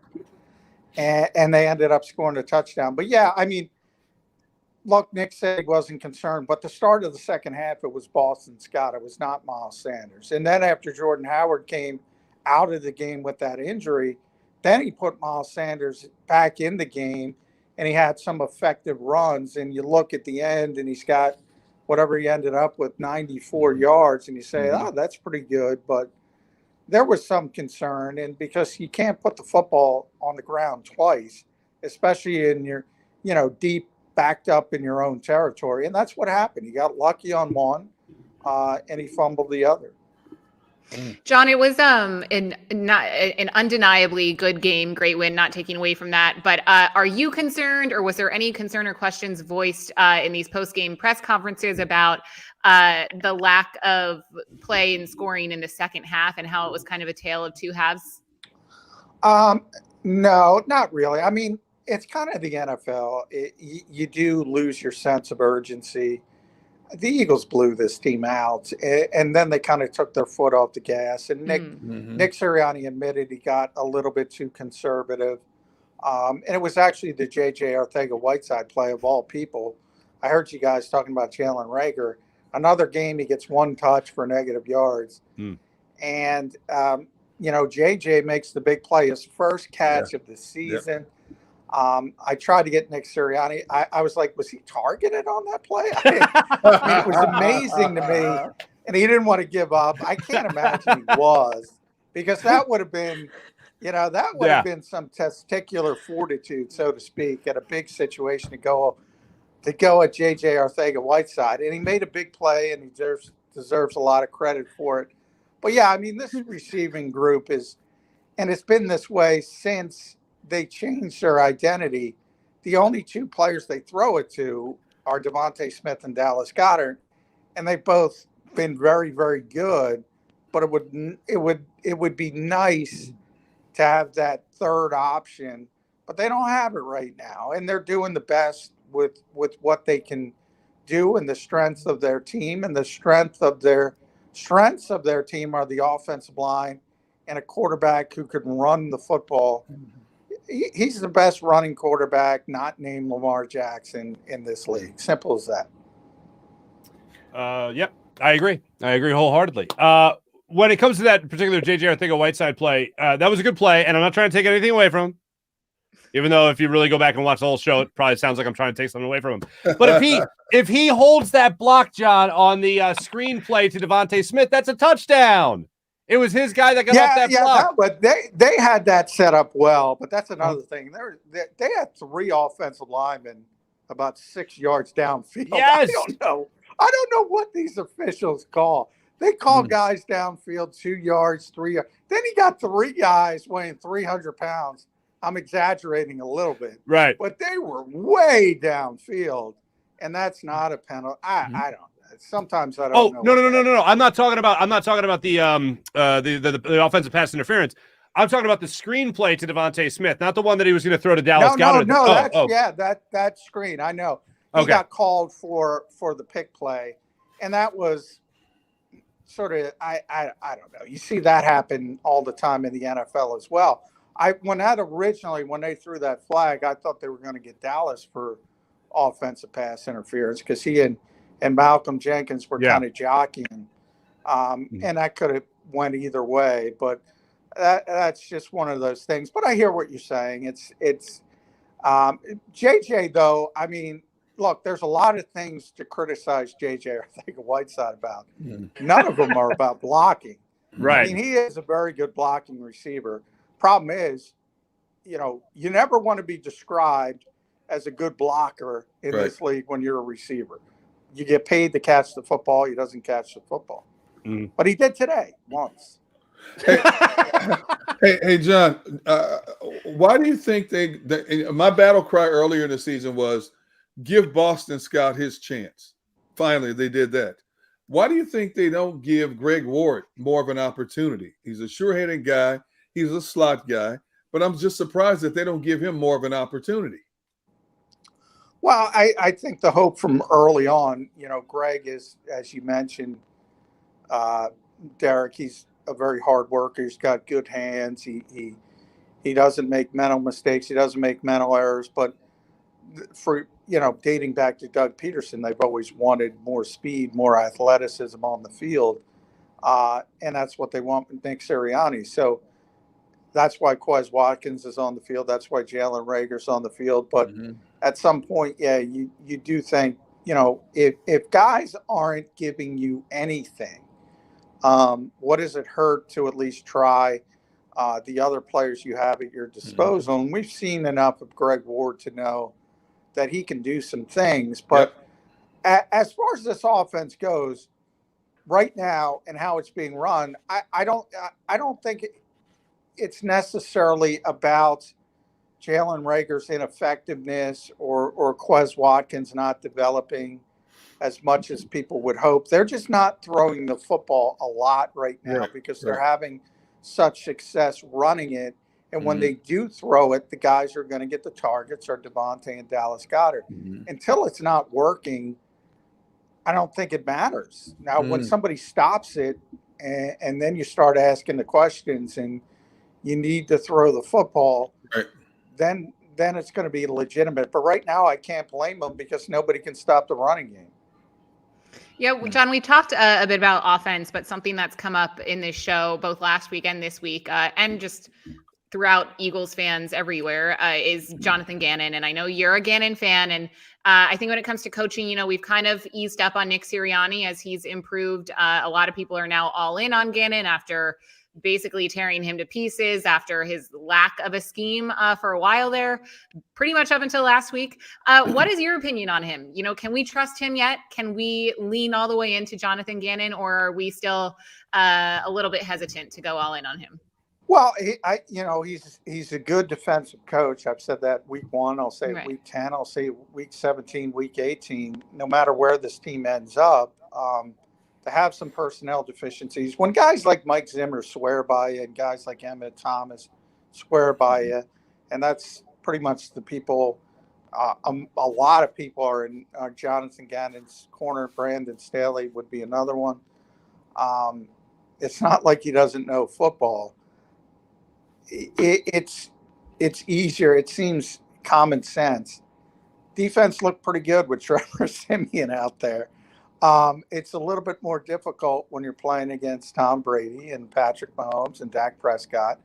And that was the early portion of the Eagles schedule. And they didn't look very good. At one point, I think Siemian was 5 for 16. So and rightfully so. And JG himself admitted, look, I'm a secondary guy. So when you give up 80%, 90% in the case of Derek Carr completion rate, that's not good. But, all of a sudden the schedule turns and the Siemians of the world. Next week, it's going to be Daniel Jones. Next week after that, it's going to be probably Zach Wilson. Or maybe, who knows, what the Jets, they might stick with Joe Flacco. Who knows? It's easier. So, I mean, you could say the scheme is different. It's not different. It's just, it's easier to blitz Trevor Siemian than Tom Brady. So you blitz him more. Well, so are you saying that moving forward, if we play a different team, we might see the passive defense once again? Yeah. You might see the passive defense, the cover 2 defense, which, by the way, I'm not a fan of. I've never been a fan of it. So it's not like I can't criticize Jonathan Gannon. Yeah, I mean, if you don't have confidence in the fact that, look, there's still personnel deficiencies on this team, especially at linebacker. They lost Davion Taylor. That's another injury we didn't mention who's playing better. TJ Edwards had another good game. But, look, TJ Edwards is an undrafted player out of Wisconsin. And, Derek's home. So, the Badgers well, but undrafted is undrafted. You see somebody like Micah Parsons having the year he's having in Dallas, although I think they're getting beat pretty handily today. Yeah. But the athleticism, we've seen it with Devin White in Tampa Bay in the run to the Super Bowl. You saw a little bit today, and Demario Davis, Fred Warner early in the season. The Eagles don't have those types of linebackers. If you go into Gannon's history with Darius Leonard in Indianapolis and Eric Kendricks and Anthony Barr, when he gets those types of linebackers, you're going to see some different things. Right. And you already saw Alex Singleton in the A-gap. That's Mike Zimmer to a T. I mean, that's what he does. And Avonte Maddox off the slot. That's that overload blitz. So you're seeing it evolve, but it's an evolution. When you look at Jalen Hurts in this game, John, and how would you sum up his performance today? How many steps forward in the argument of franchise quarterback is this for a guy like Jalen Hurts?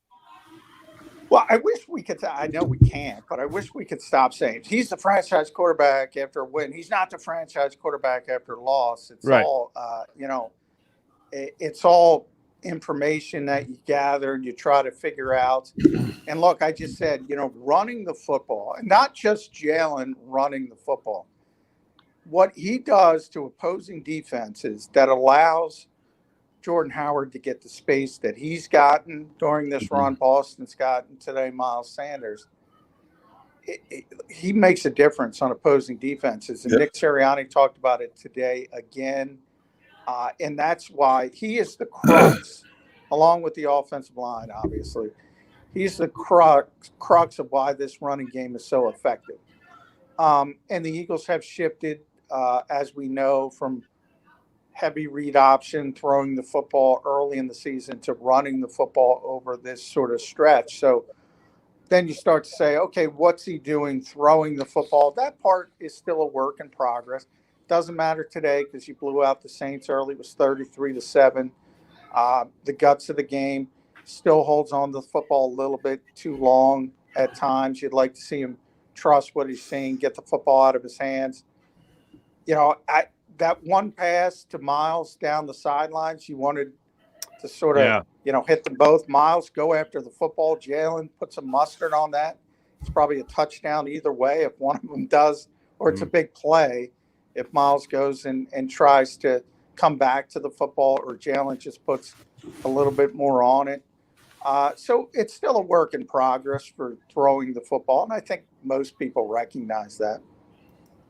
But that's a part of the evolution of Jalen Hurts. We knew coming into the season he wasn't a complete quarterback. As we watched him evolve early in the season, we realized that he's not a 30, 35 pass a game type guy, and he's much more efficient as we've watched this running game evolve. If you keep him in that 18 to 23, 24 5 pass range, I think he's a much more efficient professional athlete. Whether he's throwing the football or pulling it out and running it himself, that makes him that much more of a dangerous weapon. Yeah, you're right. I mean, there's no question about it. He's much more effective this version than the early season version, where the Eagles were putting so much on his plate as a thrower, and they've scaled it back a little bit. So, long term, if you want to talk about long term, it's got to do more with organizational philosophy. We all know Jeffrey Lurie wants. He thinks the way to win consistently in this league is to have a high-powered passing offense in the modern NFL. That's what he believes. Will Jalen Hurts change his mind? I don't know. I don't know that answer. But I do know that the margin of Jeffrey is right. The margin of error decreases if you can't throw the ball consistently in this league. You can win, but the margin of error decreases. All right, John, I need to know, I know this is going to be a tough question, but I think the overall narrative is now, are the Birds back? Are the Birds going to the playoffs? Can we finally be a playoff team? This season has been all over the place. I'm confused. We went from rock bottom to now all of a sudden I'm like, do I believe? Do I have hope? What do you think? Well, I think the easiest way, and people should be excited about, you're going to see meaningful football in December. Right. So everybody is in it in the NFC because of the extra wild card spot, obviously, the additional playoff team, except Detroit. Literally, everybody's in it. And the Eagles are among that group. I forget who. I think Carolina won, lost today. Washington won. I think Minnesota ended up beating Green Bay. Yep. So I think they're 5-5. So, Washington, as I mentioned, got their fourth win. But what's good for the Eagles is they beat the Falcons, they beat the Panthers, and now they've beaten the Saints, who are in the mix for that final wild card spot. So they're they're sort of ringing up tiebreakers, and that part of it is really, really positive. And the Cowboys, yes, are losing right now 16-3 to the Kansas City Chiefs. So there you go. There you go. And it seems like you're saying yes, by the way, as being pointed out by our fearless producer, Xander, on all of this, John. You seem like you believe the Eagles could even win out. Derek Gunn had them winning out a second ago. I don't think that. Wait. I don't think this team is capable of winning out. Wait. I said potentially they could win out. Semantics. And let me emphasize again. Let me put an emphasis on the word potentially. They could run the table. When you look at the craziness that has happened across the board in the National Football League, it is very much in the realm of reality that this team, on the momentum they are now, feeling good about themselves, identifying themselves as a running football team that nobody can stop right now, potentially, when you look at the opponents they're facing, potentially they could run the table. Yeah. I mean, well, that's the thing the Eagles have over all those other teams I mentioned. And, throw San Francisco. I think San Francisco won as well. That is the one team that beat the Eagles, so they have the tie-breaking advantage if it came down to those two teams. They have the easiest schedule the rest of the way. Yep. And it's, it starts the Frank Sinatra portion of the schedule, New York, Giants, Jets. They're not good. You better get one of them if you don't get two. And then obviously you play Washington twice. You play the Giants again. So it comes down to that NFC East schedule. And Dallas, this probably hurts. Because if you're looking week 18 in Dallas, the Cowboys might have nothing to play for. Right. If they're not playing for the number 1 seed, if they're already locked into a certain seed, you might not even see Dak Prescott. So I hear what Derek is saying. There's the potential because of how easy the schedule is. I just don't think this team is talented enough to make that kind of run and not have one hiccup along the way. I agree with that. But even if one hiccup happens along the way, that's still all of a sudden a 10-win team. How about that? John Yeah, right. Two hiccups. Yeah, 9-win team. I'll take 9 wins. Again, hey, you're giving me meaningful games in December, John. Meaningful. That's all you want. That's all you want for Christmas is meaningful football. Hey, John, let me ask you this before we let you go. Let's say Jalen Hurts plays from this point on moving forward to the end of the season exactly the way we've watched him play the last couple of games. In your mind, even if he doesn't improve significantly, but although we've seen him improve up to this point, would you be comfortable with Jalen Hurts as your quarterback for 2022 so that you can put emphasis on building up other areas of your team, especially the defensive side of the team, in terms of getting younger and better? Yeah, I think it always depends. First of all, yes, I would be comfortable. There's nothing wrong, even if you consider someone a bridge quarterback. There's nothing that says a bridge quarterback is only for 1 year. Right. So a lot of it depends on evaluation. I'm not particularly in love with this quarterback draft. Now, the one name that NFL people, and I've mentioned this before, is Kenny Pickett. So if you like Kenny Pickett, then go get Kenny Pickett. If your evaluation says he's going to be a star, go get him. In other words, if the Eagles had the opportunity to get Trevor Lawrence, who, people can say what they want. He's in Jacksonville. It's not meaning somebody's going to be an immediate star, but people in this league think he is the best quarterback prospect since Andrew Luck, at least. I'm taking Trevor Lawrence. But, because he's that type of prospect. But you don't have that type of prospect in this draft. So I have no problem going forward with Jalen Hurts. And if you revisit things in 2022 and there's a different quarterback available, then you're always trying to get better. And Jalen knows that. Everybody knows that. Certainly. John McMullen joining us from Lincoln Financial Field, presented by none other than Mesa and Associates. Need a tough injury lawyer? Call Mesa and Associates. John, great catching up, man. Thanks so much. All right. Thank you. Appreciate it. That's the great John McMullen checking in from Lincoln Financial Field. We'll recap that and unpack it when we return, but I do want to let you know, of course, you are listening to live post-game show, watching on 6abc.com and the JAKIB Media YouTube channel, and we are exclusively presented by Ocean Casino Resort. Go for the live shows, go for the win. Live post-game show. More of that when we return. Go for the midnight dares. Go for the memories. Go to get your spin on. Go to get your spa on. Go for the bubbles in your bathtub and in your drink. Go for the steaks and the steak. Go for him. Go for her. Go for the win.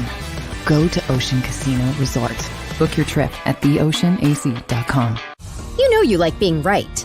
That's why you should enroll in an Independence Blue Cross plan. It's the health plan chosen by more people than any other, with more doctors and hospitals, more benefits that really rock, more of the coverage you want for the right price, including free doctor visits 24/7. It's a choice you can feel good about, because when you're right, you're right. And when you've got Independence Blue Cross, you're right where you need to be.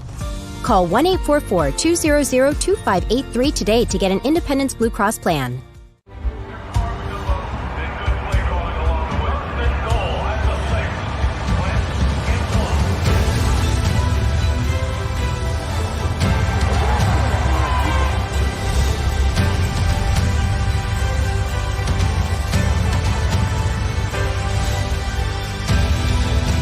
Field of life, First Trust Bank is there for you. 7-3, 1, 2, 3. Because Philadelphia dreams deserve a Philadelphia bank. When it comes to the fight against insurance companies, large corporations, and the healthcare industry, injured victims are always the underdog. But that doesn't worry us.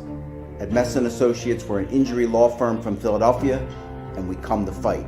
Our clients know that they've got representation with a chip on its shoulder, and it's the same chip that makes Philly the toughest city in the country. Call 215-568-3500 or visit us online at messalaw.com. Messon Associates, the toughest injury firm in Philadelphia. At Stateside Vodka, every new customer gets the world's best rocks glass, free. What's that? A rocks glass? You're telling me that bottle is cut in half? You could say that. Holy shit. And you're telling me I can get one of these glasses for free? That's right. One free rocks glass per customer with each first-time purchase of Stateside Vodka. So good, it just disappears.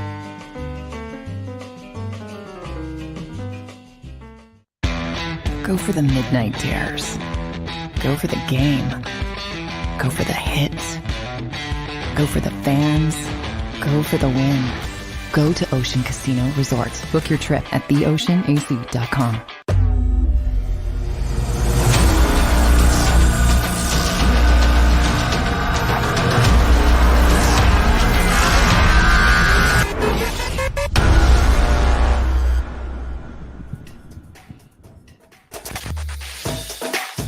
Welcome back live post-game show. If you're enjoying what you're seeing here, just think what you can see on the rest of the JAKIB Media YouTube channel. Like tomorrow morning, Birds 365 with Jody Mack and Johnny Mack, brought to you by First Trust Bank, the official bank of the Philadelphia Eagles. So as we said, a lot to unpack from John McMullen right there.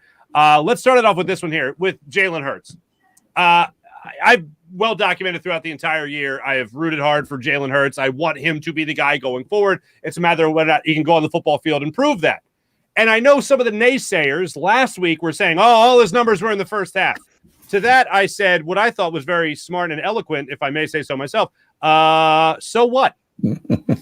And then on top of that, he comes out in this game, and although the passing numbers don't look all that great, they would look a lot better if J.J. Arcega-Whiteside would have held that one block. Dallas Goedert catches the ball for a first down later in the game. This would have looked a lot better.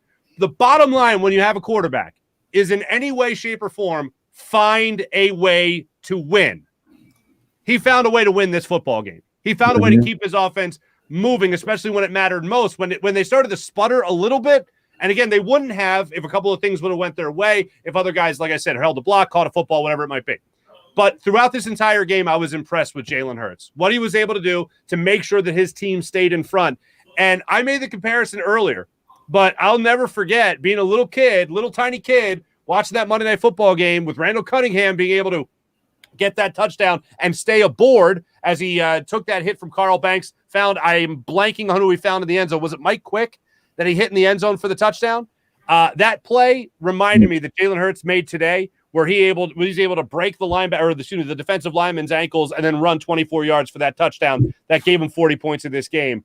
That for me was the exclamation point Jalen Hurts needed, and it's exactly what the Eagles needed when they needed it, and Jalen Hurts was the guy that provided it. So I am only looking at a guy like Jalen Hurts that continues to climb that hill as to whether or not he's the franchise quarterback as opposed to falling down it. Yeah, someone in the comments, EJW Ski, just said without Hurts, they would be a 2-win team right now. And I completely agree. If you are still anti-Hurts, you haven't been paying attention. I've been his fan throughout this season. I know he's had his moments that weren't so great, and I know we still have some concerns over accuracy. And I just think this guy's leadership is incredible, and his will to win. We talked about him diving on that third down, putting it all on the line. We saw him go up to Miles Sanders after that horrible fumble we mentioned that could have been a game killer, and comforting him. He's a true leader on this team, skills aside. But I also do have a fun fact here for those who are still in the, quarterback controversy camp. Jalen Hurts has won more games this season than Carson Wentz did all season for the Eagles last year. Back that way. Wow. That's your counter argument. Boy, you talking about digging up corpses, man. Well, I bring that up because I said this last week, and I'm so anti. Look, I went to Pitt. Love Kenny Pickett. He's great for Pitt. I do not want to draft him or any quarterback especially in the first rounds. We cannot handle another quarterback controversy, and I think it's totally unnecessary at this point. I've said it before. I'll say it again. We need to spend all of our early draft picks, especially on defensive talent, not quarterbacks. I'm with you. Here's what I love the most about a Jalen Hurts is his poise and his confidence in the face of adversity. Especially when things were not going well for him early on in the season. After the Eagles open the season with the win, then they go and lose a couple of games, and all the negativity is raining down on him. And we've talked about this throughout the course of this season, all the controversy and the whispers and the rumors, even before a season kicked off, about is he day to day, week to week. And don't think he didn't hear those comments, whether directly or indirectly, because he does hear those comments. And how that must have played in the back of his mind about what the coaching staff must think of him, how the general public perceives him to be, but yet he never showed any type of emotions of discomfort or uncertainty when he would step in front of a mic. If you've watched his facial demeanor, it has remained the same. He doesn't get too high. He doesn't get too low. He's very authoritative when he speaks. He's a very positive individual. And as Devin just talked about, he's a leader. When his teammate made a mistake, he's running over there, pumping him up again.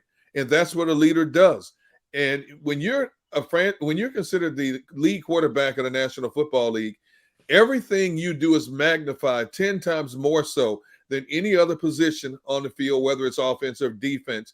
And players are looking at you constantly, especially proven veteran players are looking to see how you're going to handle situations. Guys like the Jason Kelces, the Lane Johnsons, the Fletcher Coxes, so on and so forth, Darius Slays, they want to see how this kid handles the face of adversity. And he's so far withstood the test of time in terms of how he's handled himself. He hasn't rattled, and he's consistently getting better. We've talked, that's been a theme throughout the course of this season on this show. Getting better, improving. And that's exactly what we're seeing from him. Now, yes, the Eagles and Nick Sirianni have scaled back in terms of what they're asking him to do, especially in the passing game. But when he's had his opportunities, he's continued to make plays. Has he missed some throws? So what? Every quarterback misses throws. But he's been able to use that athleticism in big ways, especially today. 3 touchdowns. That last touchdown was a thing of beauty. That crossover he did was a thing of beauty. That's more of the Jalen Hurts I want to see. That's his game. That was his game in college. And finally, Nick Sirianni is honing in on that aspect of his game at this particular time of the season. And throughout the entire process, you're hearing him talk about how he's above it all. While other people are trying to bait him into, what do you think about the Sean Watson conversation? I'm above it all. I'm above it all. What do you think about those other trades? Exactly. Yeah. It's great to see that, and it's great to hear it.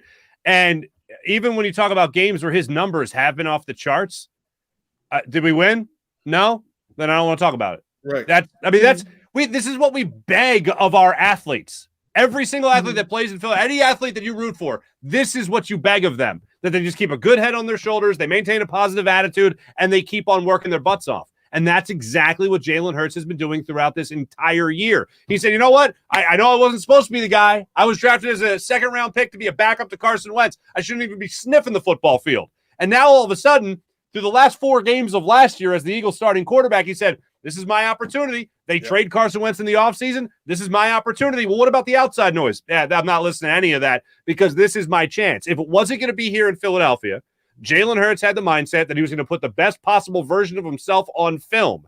And then finally, he had a head coach that say, you know what, let me put my quarterback in the best possible position to have success, which is having a run-first offense, allowing him to use his athleticism, let that maturity grow as he becomes a better thrower in this league, and that's where we'll start to see the best version of him. Those two things have come together beautifully over the last 4 weeks, and now we're looking at a team that over those 4 weeks is 3-1, which I never thought in a million years I'd be looking at this Eagles team saying, wow, look at this. Look what they were able to improve too. I mean, we had Brandon Graham on the show a couple of weeks ago. He was talking about the playoffs, and we get out of here. Get out of here. And we were laughing at him. And we were laughing at Brandon Graham's face. And now all of a sudden, here we are. 6 games left in the season. Win out. That's an 11-win season. Hey, you have 1 hiccup, have 2 hiccups. You're still talking about those meaningful games in December. And a lot of it's because Nick Sirianni has improved since day one, and Jalen Hurts has improved since day one as well. And he wouldn't be able to improve like that had it not been for his strong mindset. I don't care if Nick Sirianni, I don't care if Jalen Hurts throws 5 passes a game.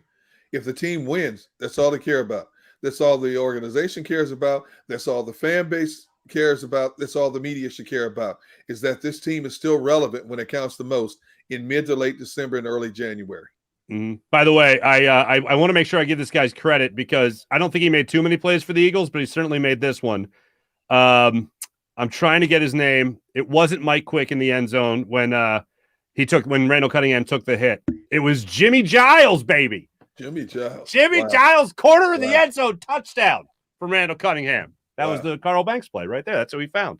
Look at me. I wish I remembered that. I didn't, unfortunately. When we come back, we got to give away our game balls because it's yet another victory. There's a lot of people in this particular game that were very impressive. We'll give away our game balls when we return. It's always good to do that after a victory, which we will get to do momentarily here on Live Postgame Show.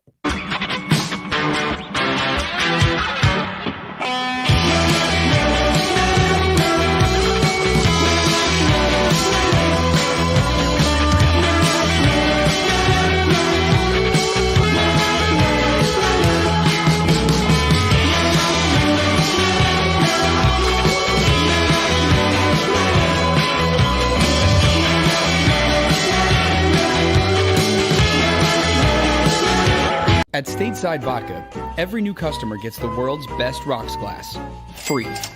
What's that? A rocks glass? You're telling me that bottle is cut in half? You could say that.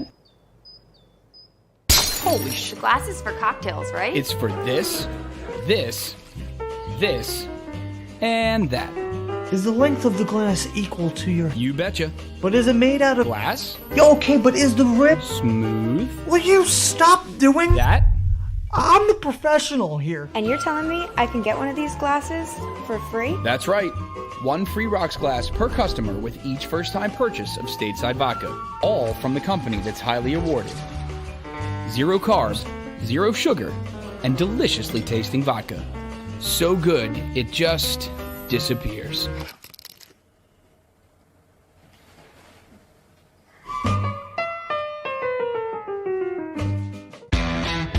Go for the midnight dares. Go for the memories. Go for the view that goes on forever. Go for the bubbles in your bathtub and in your drink. Go to bed whenever you want. Or don't. Go for him. Go for her. Go for the win. Go to Ocean Casino Resort. Book your trip at theoceanac.com. When it comes to the fight against insurance companies, large corporations, and the healthcare industry, injured victims are always the underdog. But that doesn't worry us. At Messon Associates, we're an injury law firm from Philadelphia, and we come to fight. Our clients know that they've got representation with a chip on its shoulder, and it's the same chip that makes Philly the toughest city in the country. Call 215-568-3500 or visit us online at messalaw.com. Messon Associates, the toughest injury firm in Philadelphia. Go for the midnight dares. Go for the game. Go for the hits. Go for the fans. Go for the win. Go to Ocean Casino Resort. Book your trip at theoceanac.com.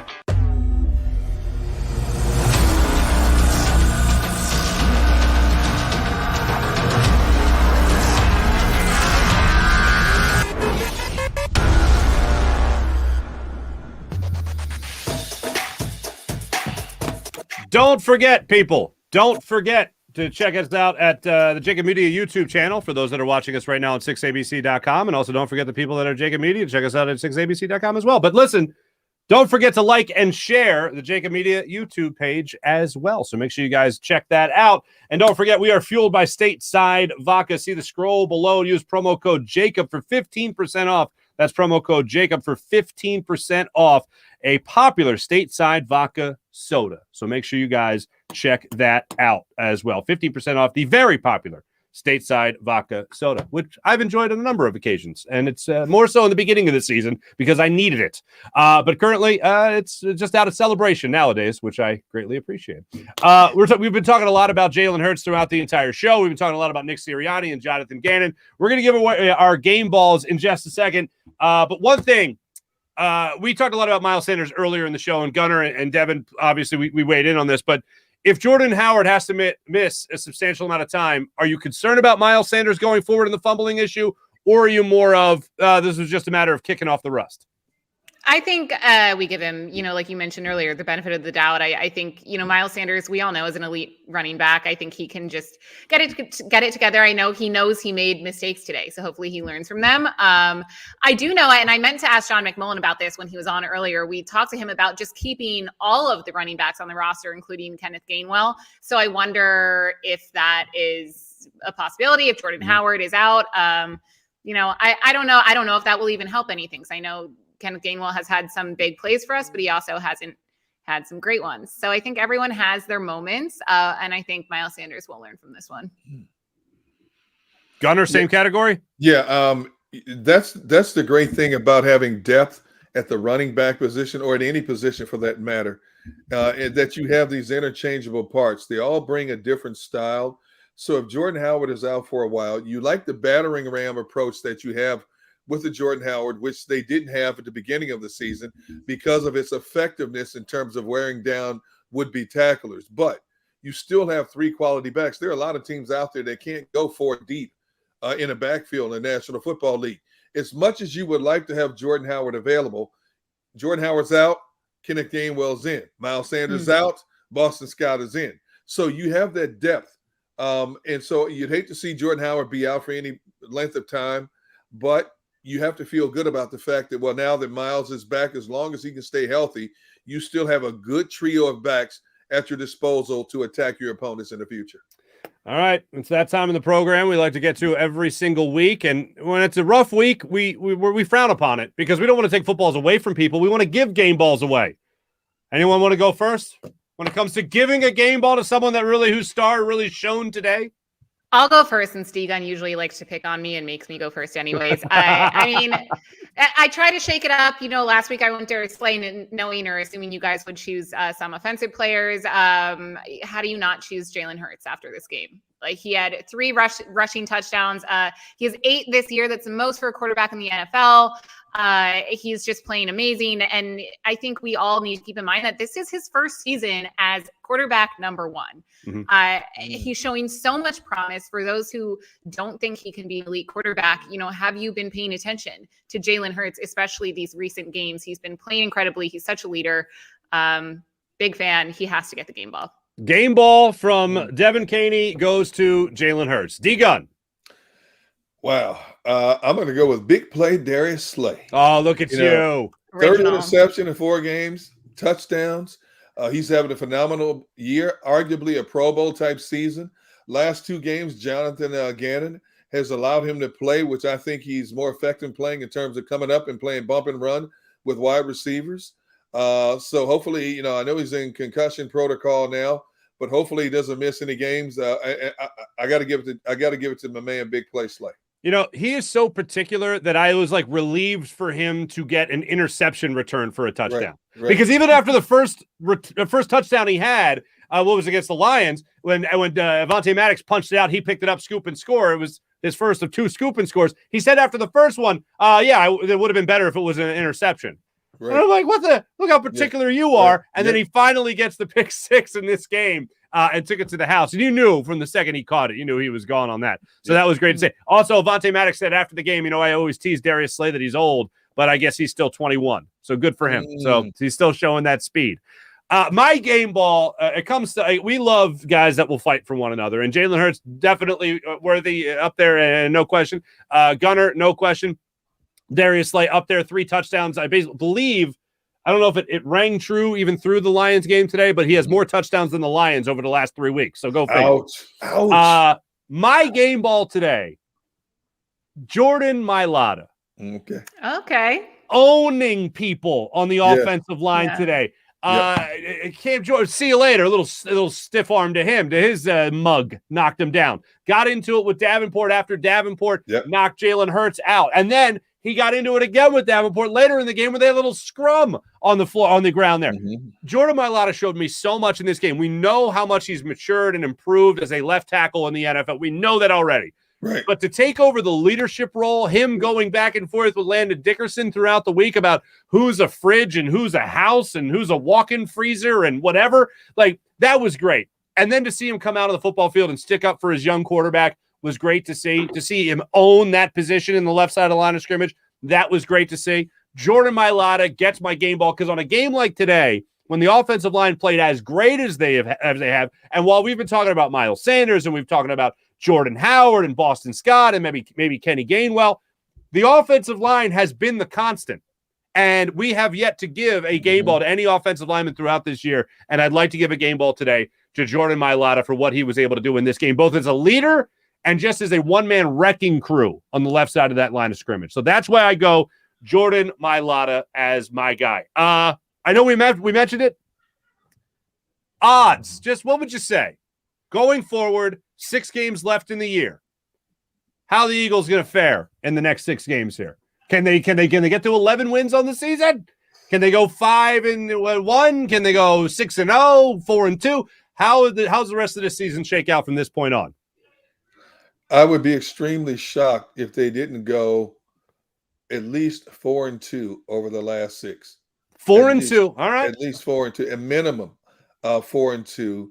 And the tricky game, obviously, is that last game against Dallas because we don't know what position Dallas will be in at that particular time. But I say, even before they get to that Dallas game, they should win at least 4 of the next 5. I mean, I know Washington's starting to play better now. They're finding their niche now. They've come up with back-to-back impressive wins. The Giants, we're going to see what the Giants look like tomorrow night as well. So, we're going to have different opinions about the Giants after we see them up close and personal tomorrow night. Divisional games are always tough to pick, but the way the Eagles are rolling right now, especially in a running game, I'm going to say 4-2 over the last 6. 4-2. Devin Caney, what do you got? I was going to go 4-2 just because this NFL season is so bananas. You never know what's going to happen week in and week out. I think Washington football team, for some reason, is a little bit, I don't want to say scary, just unpredictable. I'll go 5-1 though, to change things up. Like I said last week, if we stay healthy, 5-1. 5-1. If not, that will change. But I'm going to go 5-1 for now. Well, I just want to say that I'm embarrassed. I'm embarrassed because I thought I was doing a show with a couple of optimistic people. 6-0. I'm going 6-0 the rest of the way. No hiccups. Hey, look at the comments. EJW Ski says, no game ball for JJ. I love it.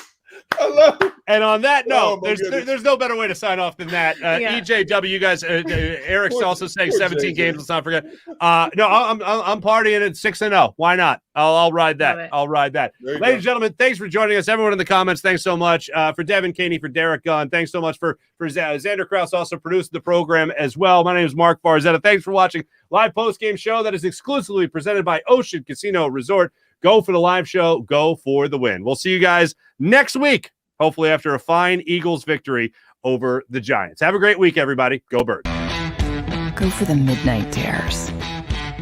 Go for the memories. Go to get your spin on. Go to get your spa on. Go for the bubbles in your bathtub and in your drink. Go for the stakes and the steak. Go for him. Go for her. Go for the win. Go to Ocean Casino Resort. Book your trip at theoceanac.com. You know you like being right. That's why you should enroll in an Independence Blue Cross plan. It's the health plan chosen by more people than any other. With more doctors and hospitals, more benefits that really rock, more of the coverage you want for the right price, including free doctor visits 24/7. It's a choice you can feel good about. Because when you're right, you're right.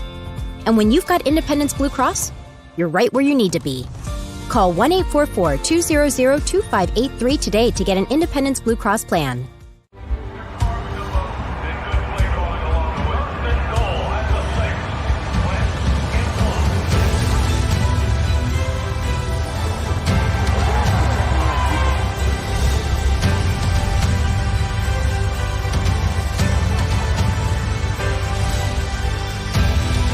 On the field of life, First Trust Bank is there for you. Champions on 3. 1, 2, 3. Because Philadelphia dreams deserve a Philadelphia bank. When it comes to the fight against insurance companies, large corporations, and the healthcare industry, injured victims are always the underdog. But that doesn't worry us. At Messon Associates, we're an injury law firm from Philadelphia, and we come to fight. Our clients know that they've got representation with a chip on its shoulder, and it's the same chip that makes Philly the toughest city in the country. Call 215-568-3500 or visit us online at messalaw.com. Messon Associates, the toughest injury firm in Philadelphia. At Stateside Vodka, every new customer gets the world's best rocks glass, free. What's that? A rocks glass? You're telling me that bottle is cut in half? You could say that. Holy shit. And you're telling me I can get one of these glasses for free? That's right. One free rocks glass per customer with each first-time purchase of Stateside Vodka. So good, it just disappears.